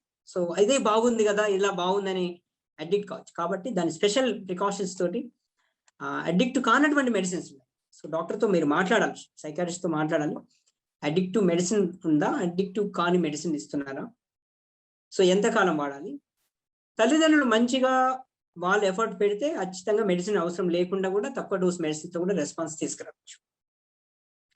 అండ్ డెఫినెట్ గా ఇది బ్రెయిన్ లో ఉన్నటువంటి ఒక నార్ఎఫినెఫ్రిన్, అడ్రినలిన్ వీటిని స్టిమ్యులేట్ చేస్తారు. సో మీరు అడిగిన క్వశ్చన్, ఒక సైకాలజిస్ట్ అడిగిన క్వశ్చన్ కు ఇవి స్టిమ్యులేట్ చేస్తుంది, అది ఉంటేనే అలర్ట్ అవుతారు. కాబట్టి వాటిని పెంచే విధంగానే ఉంటాయి మెడిసిన్స్. సో అలా మెడిసిన్ చేయొచ్చు. ఇదంతా కేవలం only ADHD, pure ADHD. So ఇందులో నెయిల్ బైటింగ్ అని కొన్ని క్వశ్చన్స్ అడిగారు. ఇదేంటంటే బేసిక్ గా అబ్నార్మల్ బిహేవియర్స్ ఉంటాయి, కొన్ని వేరే బిహేవియర్ ఉంటాయి, ఇంకా అది డిఫరెంట్ క్లాస్ కిందకి వస్తుంది. సో కేవలం అటెన్షన్ తక్కువగా ఉండి హైపర్ యాక్టివ్ ఎక్కువగా ఉంటేనే మనం ఇచ్చేటువంటి అటెన్షన్ పెంచడానికి, ఏకాగ్రతను పెంచడానికి ఇచ్చేటువంటి మెడిసిన్స్ మాత్రమే యూజ్ చేస్తాం. సో మనం తల్లిదండ్రులకు చెప్పాల్సిందంటే సైకాట్రిస్ట్ కి హ్యాండ్ ఓవర్ చేసిన తర్వాత psychiatrist will take care of that child. Medicine పరంగా అతను సమాధానం చెప్పుకుంటాడు. మనం కూడా తల్లిదండ్రులకు చెప్పాల్సింది అంటే ఎక్కువ కాలం మెడిసిన్స్ వాడకుండా సాధ్యమైనంత తొందరగా మీ పిల్లవాడిని మార్చడానికి మీరు ఎక్కువ ప్రయత్నం చేయండి అని చెప్పడం ఇక్కడ మనం చేయాలి. సో ఇలా చేస్తే అబ్బాయి మంచిగా ఇంప్రూవ్ అవుతారు. అండ్ ఫుడ్ రిస్ట్రిక్షన్స్ ఇవన్నీ పెట్టి, అండ్ ఎక్కువగా ఇప్పుడు టెక్నాలజీ అనేది కూడా, అంటే బాగా ఈ టెక్నాలజీ కూడా హైపర్ యాక్టివిటీని పెంచుతుందని ఒక రీసెర్చ్ ఉంది, ఒక స్టడీ ఉంది. సో కాబట్టి ఎక్కువగా ఈ డిజిటల్ గేమ్స్ కి వీటికి అలవాటు కాకుండా కూడా చూసుకోవాలి. ఎక్కువ నేచురల్ మెథడ్స్ అప్లై చేయాలి. తల్లిదండ్రులు ఎక్కువగా పిల్లలతో ఆడుకునే ప్రయత్నం చేయాలి, అవుట్డోర్ గేమ్స్. ఇలా చేసినట్టయితే అద్భుతంగా మనం ADHD సమస్య. Thank you sir. Right sir, topic is over. Hand over to president. And madam ఉన్నారా? పద్మ మేడం ఉన్నారా? Sir thank you sir. చాలా స్పష్టంగా, చాలా వివరంగా చెప్పినందుకు ధన్యవాదాలు సార్.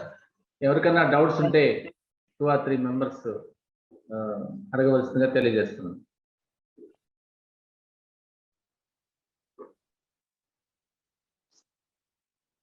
సార్ మొదట ఒక లక్షణాలు చెప్పాడు, 9 లక్షణాల్లో 6 ఉండాలని. మళ్ళీ ఒకసారి రిపీట్ చేస్తే కొన్ని రాసుకోవడానికి మిస్ అయ్యాము, అందుకోసం.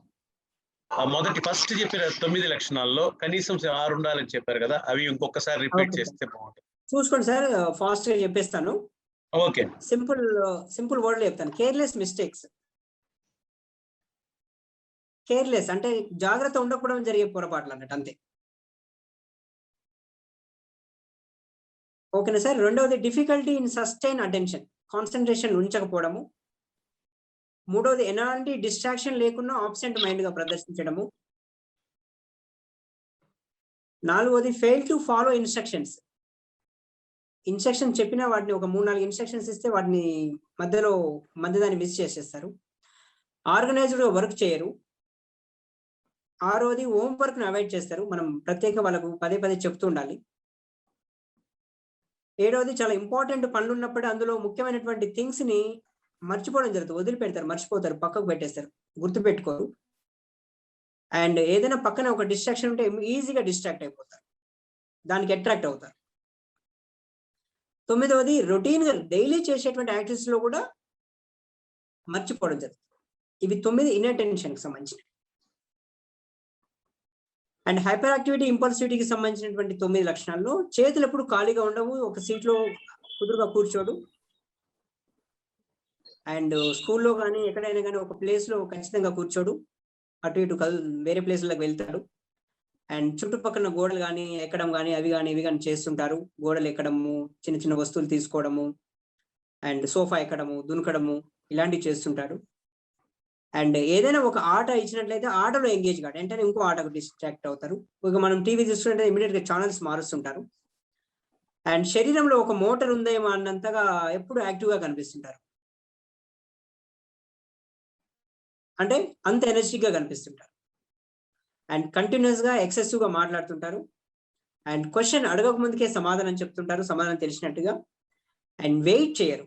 ఏదైనా ఒక ఫంక్షన్కి వెళ్ళినా కానీ ఎవరికోసం మనం ఒక 10 నిమిషాలు వెయిట్ చేయాల్సిన పరిస్థితి వస్తే వాళ్ళు వెయిట్ చేయరు, ఎట్టి పరిస్థితుల్లో వెళ్దాం అని ఊరికి సతాయిస్తుంటారు.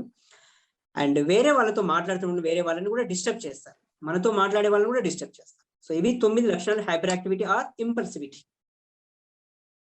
సో 18 లక్షణాలు గుర్తుపెట్టుకోవాలి, అందులో 6 కానీ.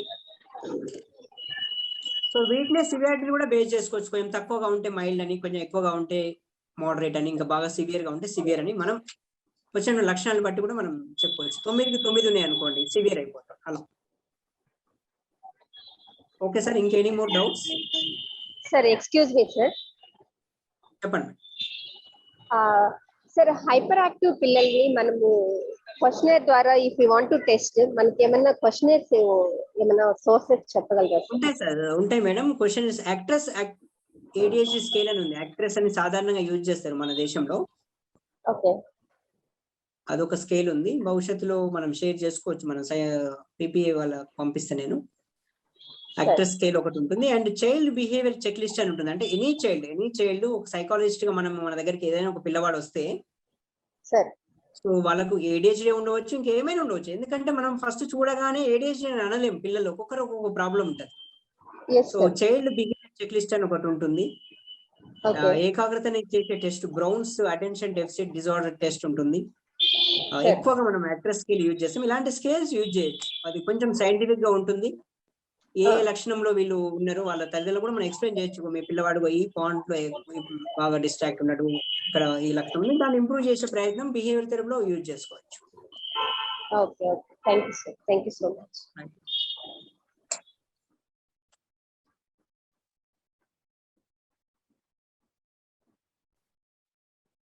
Any more doubts?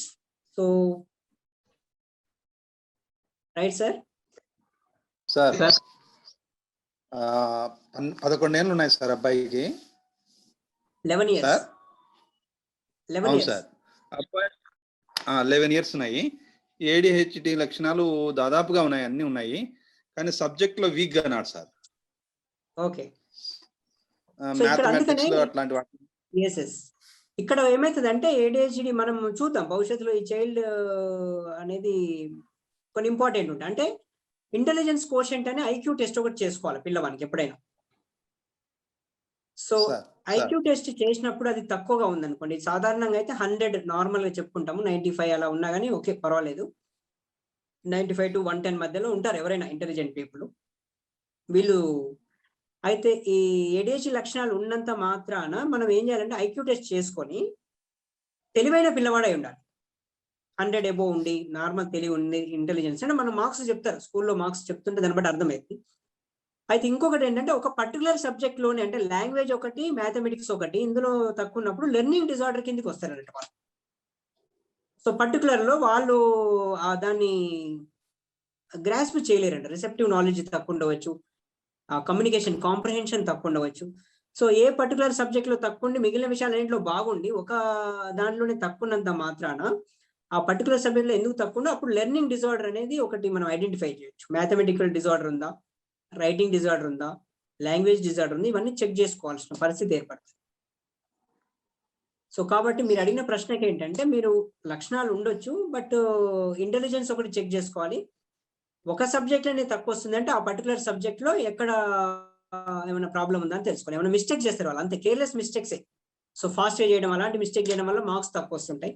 సో అట్లా ఏమైనా ప్రాబ్లం ఉందా, లేకుంటే వాళ్ళు అర్థం చేసుకునే విధానం ఏమైనా తక్కువ ఉందా, సో వాళ్ళ బుక్స్ ఓపెన్ చేసి వాళ్ళ మ్యాథమెటిక్స్ ఎలా ఉందో చూస్తే టీచర్ని అడిగితే తెలుస్తుంది.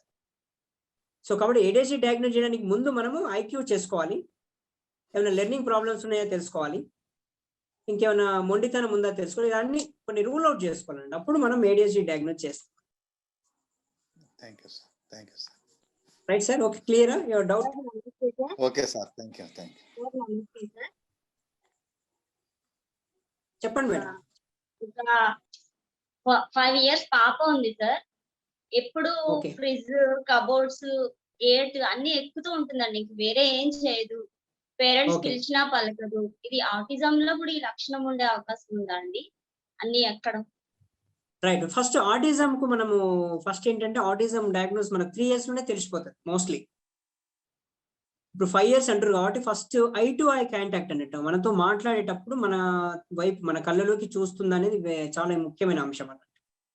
I to eye contact maintain చేస్తున్నారో తెలుసుకోవాలి ఫస్ట్. ఓకే, అండ్ మనం పిలిస్తే వాళ్ళు పలకాలి. మనం పిలిచినప్పుడు వాళ్ళు పలుకుతున్నారు, మన వైపే చూసి పలుకుతున్నారు అనేది చూసుకోవాలి. సో కొంచెం ఈ చిన్న చిన్న లక్షణాలు ఏమైనా ఉన్నాయో చెక్ చేసుకోవాలి. సో అది ఈ ఆటిజం అనేది ఒక స్పెషల్, అని మీకు సిమ్టమ్స్ అని తెలిసి ఉంటవి. సో ఈ ఐ టు ఐ కాంటాక్ట్ చాలా ముఖ్యమైన అంశం. ఐ టు ఐ కాంటాక్ట్ లేదు అంటే ఆఫ్టర్ 3 years సోషల్ స్మైల్, మనం పిలిచినప్పుడు పలకడము, మనతో మాట్లాడము, నాకు ఇది కావాలి అది కావాలని అడగడం, ఇలాంటి లక్షణాలు ఉన్నాయో చెక్ చేసుకోవాలి. మీకు గూగుల్లో సెర్చ్ చేసిన మేము సైకాలజీ బుక్స్ లో కూడా ఆటిజం సిమ్టమ్స్ ఉంటాయి, చిన్న చిన్న సిమ్టమ్స్ అవి ఉన్నాయా అని తెలుసుకుంటే అయిపోద్ది. మోస్ట్లీ 3 years లోనే మనకు ఆటిజం డయాగ్నోస్ అయిపోతుంది. డయాగ్నోస్ చేయాలంటే 3 years. చెప్పాను కదా నేను, ఏ వయసుకు 6 సంవత్సరాల లోపే సైకాట్రిక్ డిజార్డర్స్ అన్ని వచ్చేస్తాయి. అందుకని 6 సంవత్సరాల వరకు మనం టైం స్పెండ్ చేసి ఆ తర్వాత వాడిని వదిలిపెట్టేయచ్చు. వాడు ఇక వాళ్ళ పని వాళ్ళు చేసుకునే విధంగా తయారు చేయొచ్చు. ఇక ఊరికే ఎక్స్ ఇది చేయాల్సి ఉంటుంది. So 3 years time, almost 2 years దాటింది. సో అటువంటి పరిస్థితి వస్తే వాళ్ళ సైకాలజిస్ట్ చూపించడం కానీ ఏమైనా ప్రాబ్లం ఉందో తెలుస్తుంది. క్లియర్? మీ డౌట్ క్లియర్ అయిందా? ఎప్పుడు ఏదో ఒకటి ఎక్కుతూనే ఉంటుందండి పాప. అది ఏ లక్షణంగా చెప్పొచ్చు కదా? అదొక్కటే లక్షణం ఉంటే వాళ్ళు ఆ ఇంట్రెస్ట్ ఉండొచ్చు. హైపర్ యాక్టివిటీలో ఒక లక్షణమే. ఒక లక్షణాన్ని బట్టి మనము ఆలోచించకూడదు, దాన్ని కంట్రోల్ చేయాలి. ఆమెకు ఏదైనా ఒక అది ఎక్కొద్దు, నువ్వు ఎక్కకుంటే నీకు ఇది ఇస్తాను, లేకుంటే ఎక్కితే ఈ పనిష్మెంట్ ఉంటుంది, లేకుంటే కింద పడితే దెబ్బ తాకింది నేను ఎగ్జాంపుల్స్ చూపించడము, లేకుంటే ఇలా ఏదైనా ఒక చిన్న మెథడ్, ఒక బిహేవియర్ థెరపీ అప్లై చేసి దాన్ని ఎక్కకుండా చేయాలి. మనం చిన్నప్పుడు పాలు మానేయడానికి ఒక చేదు పదార్థం పెట్టి ఎలాగైతే మానేస్తుంటామో అలా అదొక బిహేవియర్ థెరపీ అని. సో అది ఎక్కినప్పుడు మరి ఏదైనా వస్తుంది, జారి పడతామా, లేకుంటే వాళ్ళకు ఒక భయపడే విధంగా కూడా ఒక్కోసారి చెప్పలేము. కొన్ని సందర్భాల్లో వాళ్ళకి ఏదైనా చిన్నగా, అంటే మరీ డేంజరస్ గా కాదు, దీన్ని నేను చెప్పిన పాయింట్ని భయపెట్టే విధంగా కాకుండా అది ఎక్కితే ఇలా జరుగుతుంది అని చెప్పడము, ఎవరైనా పడ్డ ఎగ్జాంపుల్ చూపించినప్పుడు చిన్నప్పుడు మనం ఏదైనా టీవీలో చూసిన పిల్లవానికి ఇట్లా అయిందని చెప్తే పిల్లలు టీవీ మానేస్తారు, సెల్ ఫోన్ లో ఇదే జరిగిందని చెప్పేసి సెల్ ఫోన్ మానేస్తారు. అలాంటి ఒక్కోసారి చిన్న పాయింట్ ఎక్స్టెన్షన్ అంటే ఒక చిన్న పాయింటే నార్మల్ బిహేవియర్ తీసుకొస్తారు. అలాంటి కొంచెం ప్రయత్నం చేయాలి ఆమెకున్న సైకాలజీని బట్టి. ఏదైనా ఒక చిన్న బిహేవియర్, నెయిల్ బైటింగే కావచ్చు, ముక్కులో వెలి పెట్టుకోవడమే కావచ్చు, ఊకే నోట్లో వెలి పెట్టుకోవడం కావచ్చు, ఇలా చిన్న చిన్నవి ఉంటాయి, అవి ఎవరికైనా ఉంటాయి పిల్లలకు. సో దాన్ని మనము అబ్నార్మల్ బిహేవియర్ గా పెట్టుకొని ఆ ఒక్క సిమ్టమ్ ని తగ్గించడానికి ఏం మెథడ్స్ ఉన్నాయి, ఒక సైకాలజీ మీరు ఆలోచించడము, నెట్ లో సెర్చ్ చేయడము, యూట్యూబ్ లో సెర్చ్ చేయడం, బుక్స్ వెరిఫై చేస్తుంటే మీకు అర్థమైపోతుంది. ఆ ఒక్క బిహేవియర్ తగ్గించాలి, అయినా ఇంకా వేరే లక్షణాలు కనిపెట్టాలి. సో క్లియరా మీ డౌట్? Clear sir. క్లాస్ కూడా చాలా బాగుంది sir. Thank you so much. Thank you very much. చాలా వాల్యుబుల్ పాయింట్స్ వచ్చాయి సార్. హరికుమార్ గారు అద్భుతంగా చెప్తారు. ఒక టాపిక్ తీసుకుంటే ఎక్కడ డివేట్ కాకుండా ఆ టాపిక్ లోనే with in the circle of that matter లోనే ఉంటారు. చాలా నేర్చుకోవాల్సినటువంటి అంశం అది. మనం అందరం కూడా ఏ టాపిక్ లో ఉన్నారో ఆ టాపిక్ కి ఎక్క దగ్గర కూడా డివేట్ కారు, ఎక్స్టెన్షన్ వెళ్ళరు. With in the limits of that particular topic లో మాట్లాడడం అనేది ఆయన ప్రత్యేకత అండి. For that I appreciate Harikumar గారు. అలాగే మన సైకాలజిస్టులు అందరికీ కూడా చాలా మంచి అంశాలు చెప్పారండి. ఇటువంటి కీలకమైనటువంటి అంశాలు ఇప్పుడు సాధారణంగా మనం మోటివేషన్ క్లాసెస్ లో లేదా కొన్ని టాపిక్స్ మీద మాట్లాడడం వేరు. ఒక పర్టికులర్ డిజార్డర్స్ మీద లాస్ట్ టైం వారు చెప్పిన క్లాస్ కూడా చాలా అద్భుతమైన క్లాస్ చెప్పారు డిజార్డర్స్ గురించి. అలాగే ఈరోజు ADHD కూడా అద్భుతంగా చెప్పారు. చాలా అంశాలు ఉపయోగపడేవి. మనము కూడా చాలా మందిని గైడ్ చేయగలిగినవి, ట్రీట్ చేయగలిగినవి, కౌన్సిలింగ్ చేయగలిగిన అంశాలని చెప్పారండి. Thank you so much Harikumar గారు. అలాగే అప్పుడప్పుడు కనీసము ఒక 2-3 నెలలకైనా మీరు ఒక మంచి టాపిక్ తో మమ్మల్ని అందరినీ కూడా ఫుల్ ఎక్విప్ చేయాలని కోరుకుంటున్నాం. Thank you very much on behalf of PPAI. Thank you sir. Thank you very much.